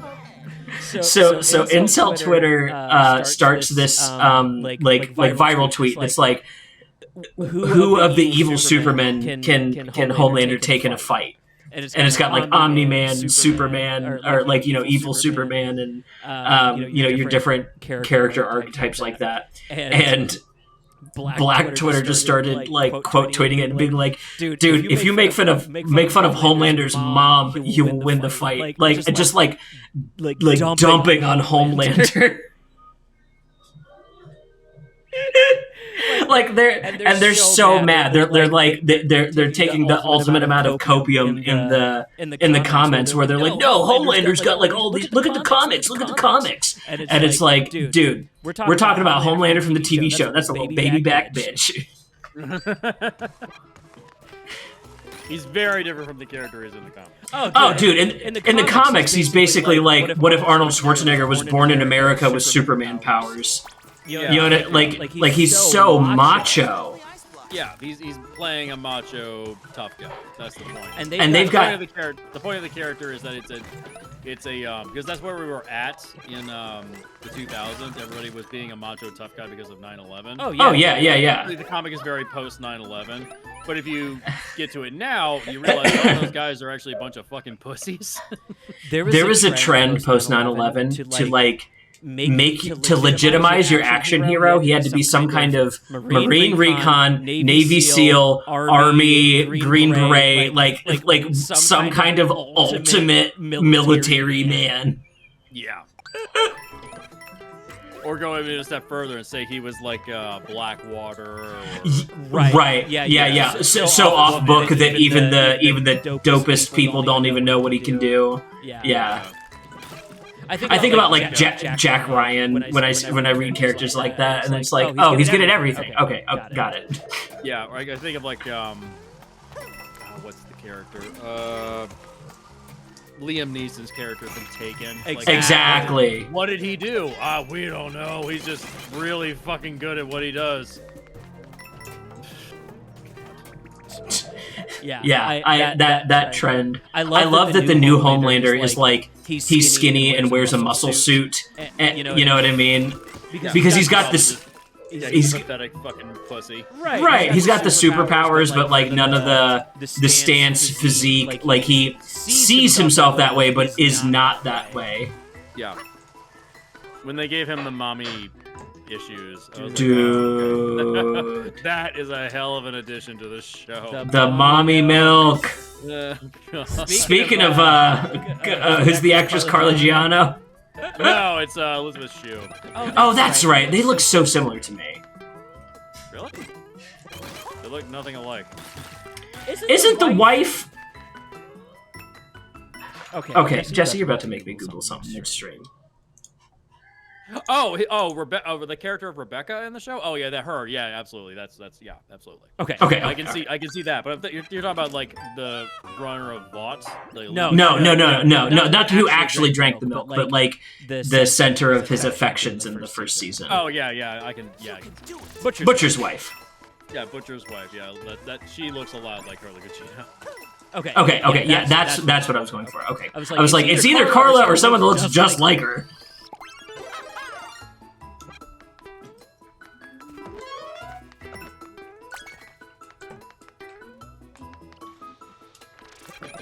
Carla Gugino is 52 years old. Bro. Bro, You're not lying. not a day over 39. Jesus Christ, dude, that's awesome.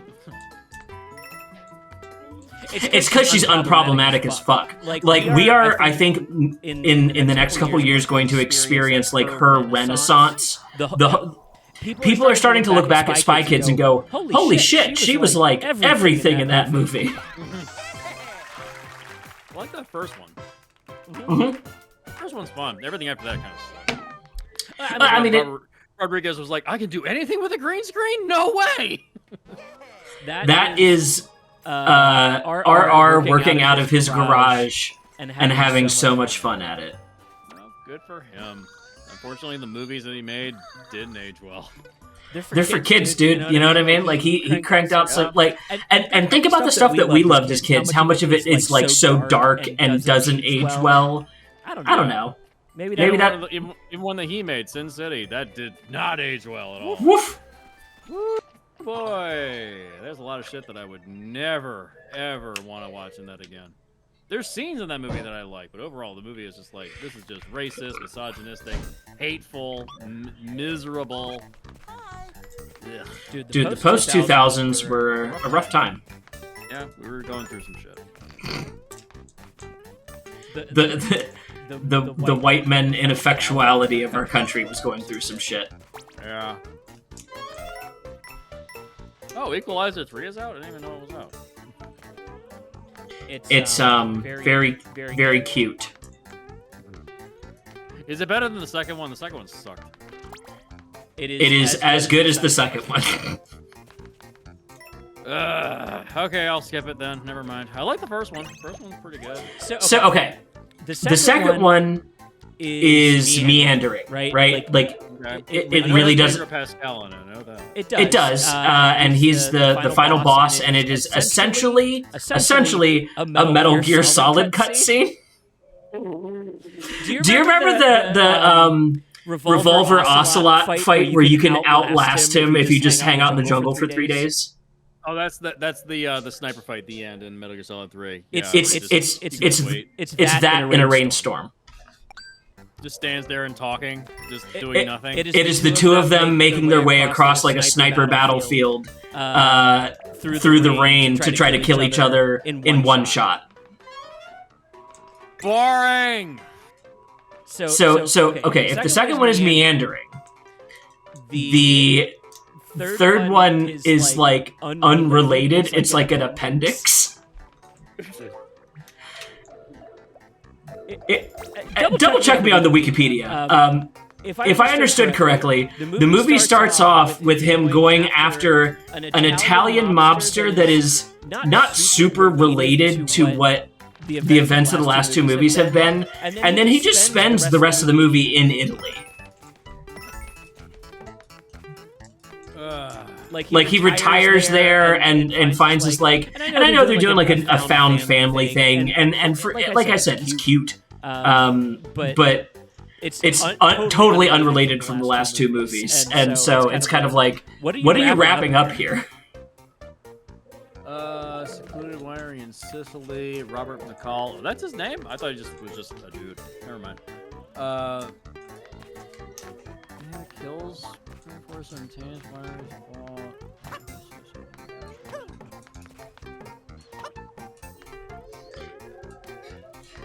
Like it tries to bring back other characters as if we've missed. Yeah. Like there's flashbacks and shit, but it's trying to convince you that it's completing a trilogy that it is not. Doesn't seem like it says anything about being connected to the previous one. That's what I'm saying. Like for ending a trilogy, it does not feel like a trilogy to me. Just feels like it feels like the Reacher books, where it's just like it's another one. Yeah. Rarely do they intersect. Exactly. It's another one. It's another. It's gory as fuck, though. Dude, some of the kills are awesome. Just put them in a movie where it matters, though. Right. I don't know. I've always had mixed feelings on Antoine Fuqua. I think he's a good visualist. I just think that his stories, they just lack purpose sometimes. You know what I mean? Like you're saying, the whole movie's just meandering all the time. It's like, well, then what's the point? You know? Yeah, it feels like stuff that's meant to be like turned on, on a Saturday when you need like something to watch. A dad movie. Yeah. Your dad will love it. Exactly. I mean, listen to this filmography of his stuff. Tears of the Sun, the Bruce Willis movie. That's a dad movie if I've ever seen one. Yeah, it's Die Hard in the Jungle. King Arthur, that awful Clive Owen, the real story of King Arthur. Dude, just... Okay, Rome occupied Britain, and it was Britannia for like a month. Okay? It was not a big deal. Shooter, the 2000s, the Mark Wahlberg Shooter movie. Oh, yeah! Sort of based on a true story, kind of. He can shoot across a whole mile. Yeah, if you can squint your eyes, it's kind of true. Brooklyn's Finest, don't know what the fuck that even is. Olympus Has Fallen. Everybody's favorite movie with... should we put Gerard Butler into the Amalgam Human? Because he's done so many of these goddamn movies. I think he needs like his own... His own amalgam? We need to amalgamate all the characters he's played that are just exactly the same character. Yeah, the only one that stands out is Leonidas. Oh, do you mean back when he was trying real hard to be an actor? Back when back when the CGI was taking over and his abs were doing most of the work. Can you believe we made this man hot? That was the marketing for that movie.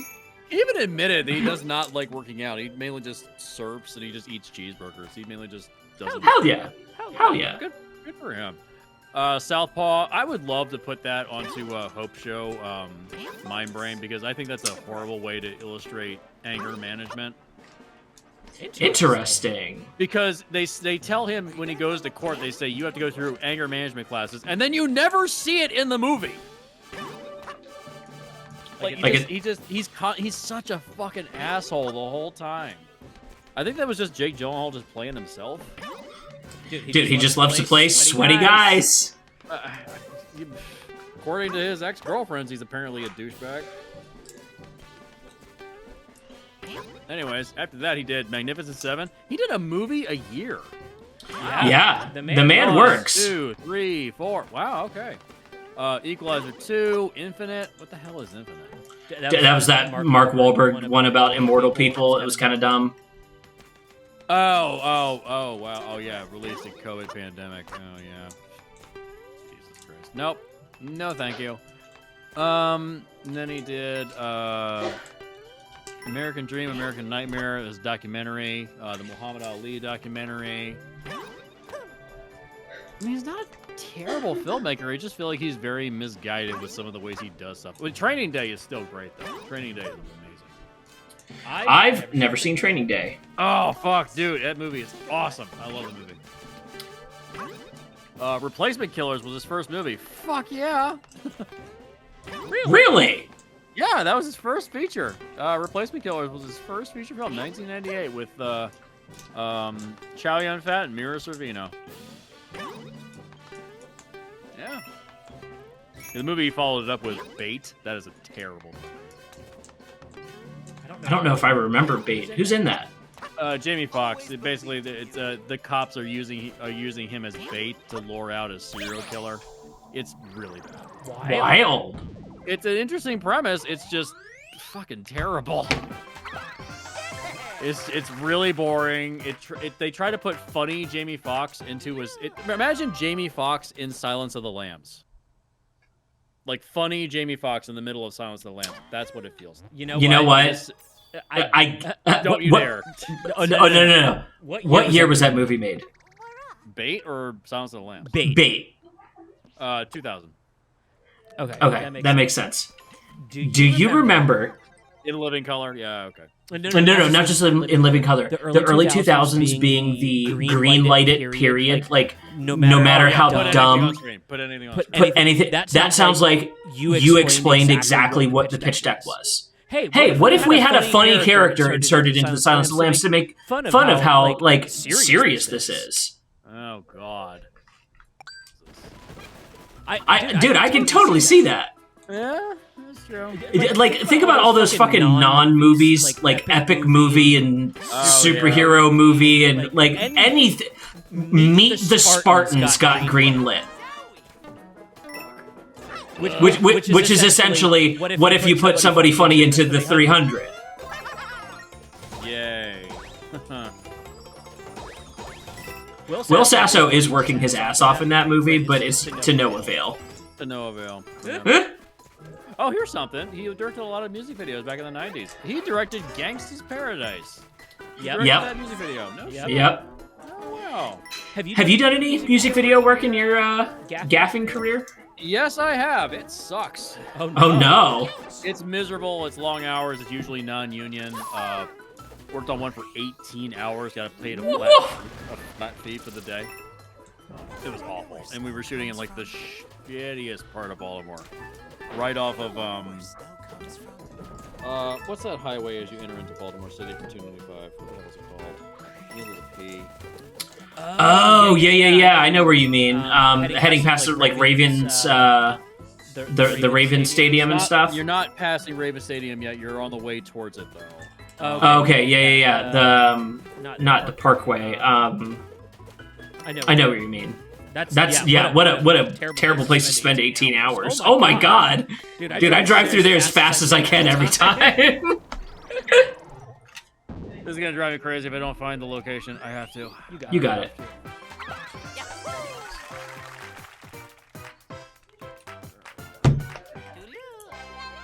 A toodaloo. Let's see. Where are you? From 295. Getting into town.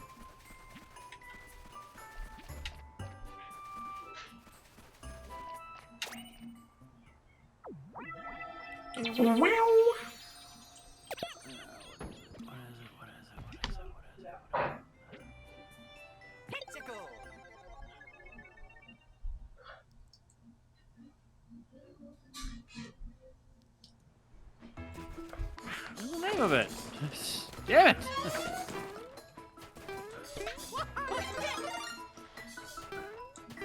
Are they after me? No, dude. They're not after you.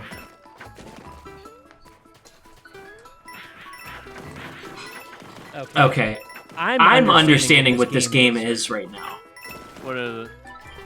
This is them running a Mario game on the new Donkey Kong side-scroller engine. Oh, I see it now. Yeah, it's like introducing a whole bunch of new like enemy types. This is the new shit they're gonna put into whatever comes after this. Okay. Well, okay. Earlier, I mentioned the fact that that musical sequence felt a lot like a test drive for the next Mario movie. Oh, good. Cross promotion. I love capitalism, said the socialist. That's the new model, right? Like Marvel Yeah. changed the system not by like having like the best movies, but by showing people, hey, you can turn this into a fucking machine. Yeah. Here, use your next thing to test something for your next thing for your next thing. Chew up the slop, you pigs. Like it's hard to not think of that while I'm watching Loki season 2 and seeing He Who Remains and going, oh, this is like the runoff of test audiences. And that's why it feels so disconnected from the overall conversation around their stuff, because we're just seeing the runoff from like, oh, people really liked it at the end of season 1. And you saw those articles recently about how they don't have showrunners or Bibles or anything like that, and we called that years ago. Can I just say Jaguar Sharks fucking called that shit years ago? So they are just making shit up as they go along. Good job, guys. That's great.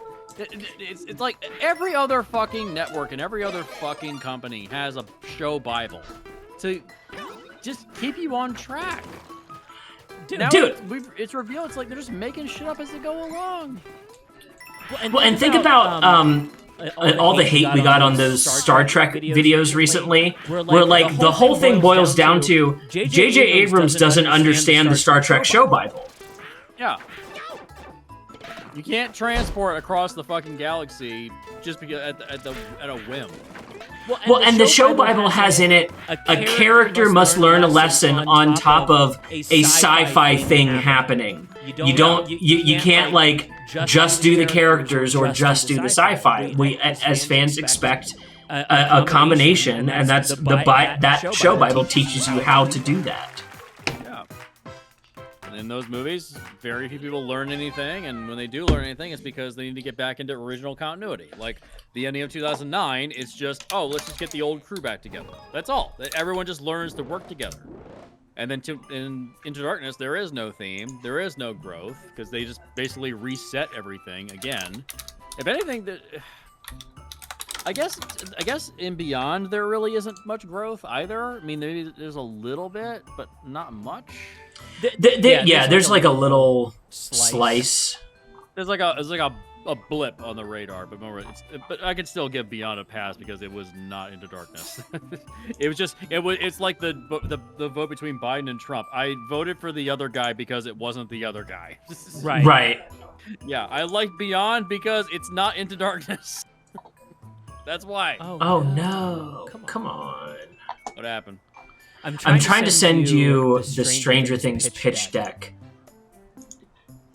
Stranger Things. Yeah. So this is if I can find it. This LinkedIn thing has like a little bit of it. In the Optimal Debauchery Discord chat. That's take a look at that. It's got a couple pages out of the Stranger Things pitch deck. And tell me how much of the show you can see from that original pitch deck. It's wild how close they are to what they set out to sell to Netflix. Where did you send it to me? I didn't send it to you. I put it in the general chat under Optimal Debauchery. Oh. I threw it in there so anyone watching can jump in and see it later. If you're watching this on YouTube, it's in our Discord. If you don't have a Discord, go to Twitter and ask us for it.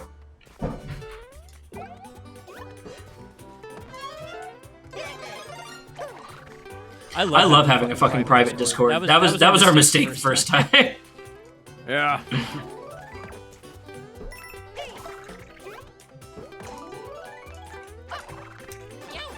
Youch! All right, let's take a look. I don't know if it has all the pages, but you can see like some of the text in there. It was originally called Montauk instead of Stranger Things, but like if there's a link somewhere in that page, I follow it to the real PDF because the real PDF is better.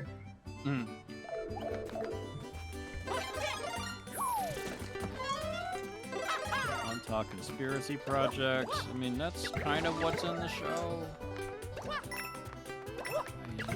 That's the background of the show, right? They made the experiment the background. Yeah. Obviously, the implications of it being like Stand By Me. Oh. Check out the full deck here. 20 pages. That's not that bad. Hi, Kimmy. I see you in the chat. Sorry, I missed you a minute ago. I was watching the game. Sounded like a bro there. I was watching the game.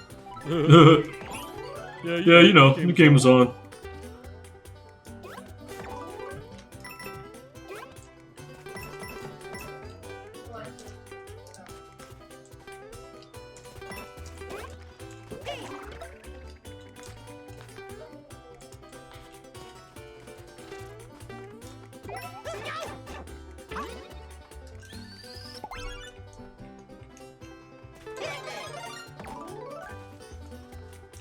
You've got two sets. Oh, interesting.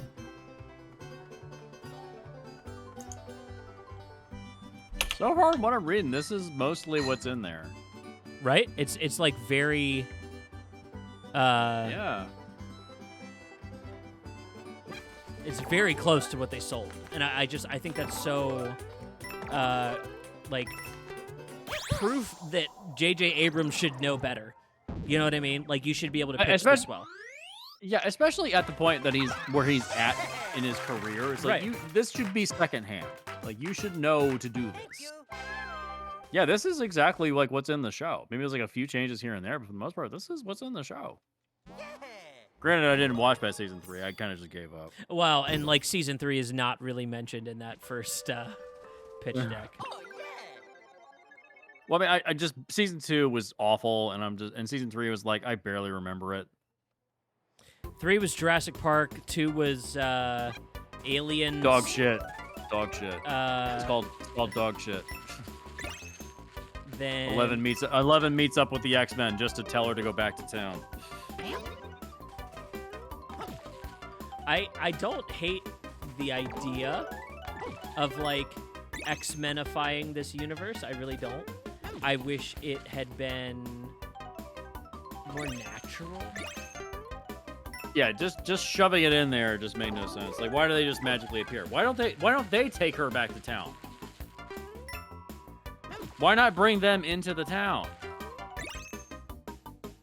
I think that was the plan originally, and then you get the producer notes of like, oh, nobody likes these people, don't bring them back. Well, they didn't know that before because they dumped the season all at one time, so they didn't know. That's what they didn't release it. They didn't release it episode to episode. It was all one big season dump. Right, and they haven't come back to the show because you haven't seen season 4. They don't come back, to be clear. Oh, good. They invent a bunch of new characters to help the season instead.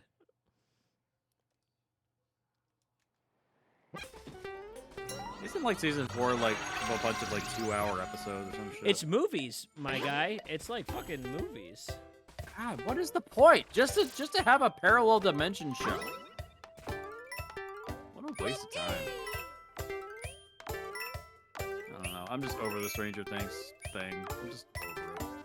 Are there like people doing Stranger Things parties and like keeping this brand alive, or am I just missing all of that? No, I still see like cosplay showing up at conventions. People still love it. People still apparently generally love the show. They love it enough to keep it going. Well, you know. Then I have no complaints. I like it when fans get what they want. That's what I mean, apparently they're doing one more season and they're wrapping it up. Apparently, whenever they get back to it. The kids are gonna be like in their like 30s by the time they finish this fucking thing. We all said the same thing about Harry Potter. It's like we all knew they were gonna end up in their like 20s and 30s by the time they ended up in the place that they ended up. Right. You can tell, like, you know, Daniel Radcliffe's 5 o'clock shadow was just punching its way through his face in those episodes. God. Yeah, Voldemort is fighting a whole ass like adult, grown ass adult. Yeah, it's. Oh,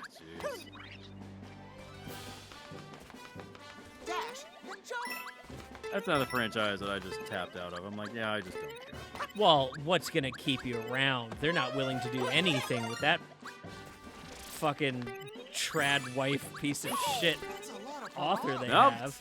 They're doing a TV show. They're restarting. They're going back to the beginning. They're going to do a TV series instead. Redoing all the books, doing it as a TV show. Well, and like... That's if Warner Brothers doesn't get sold to Universal. Right, yeah. Part of the issue here is like, if they do a TV show, it's for exactly the same story we already know.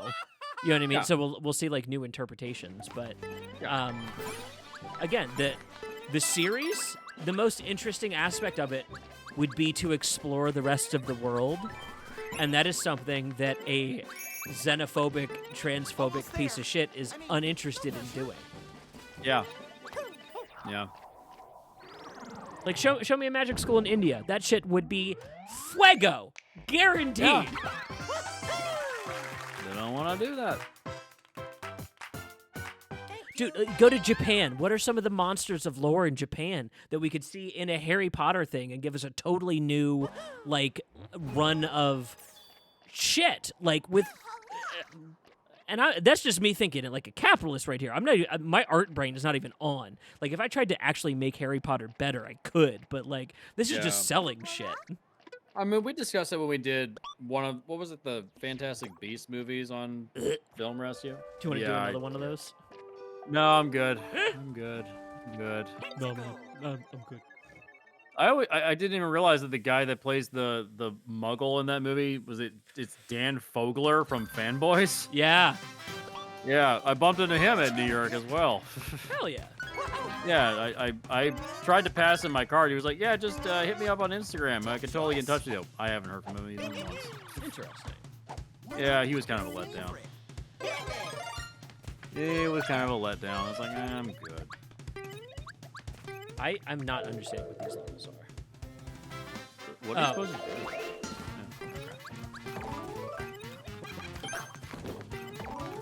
Oh, a friend of mine went as her cosplay was that she was one of the what are the big blocks that come down on you inside of Koopa's castle? What are those called? The thwomps.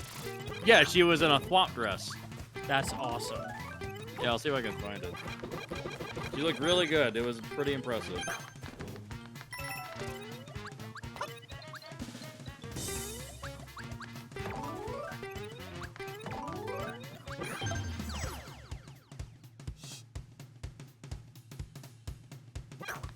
Dude, I love when Mario has like jazz beats though.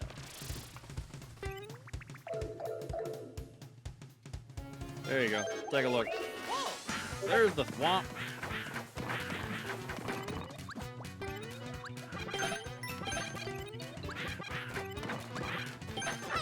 Just dropped it in the Discord.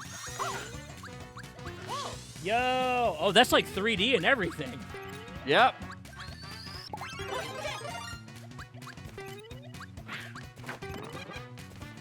I don't see her very often since she moved to Texas.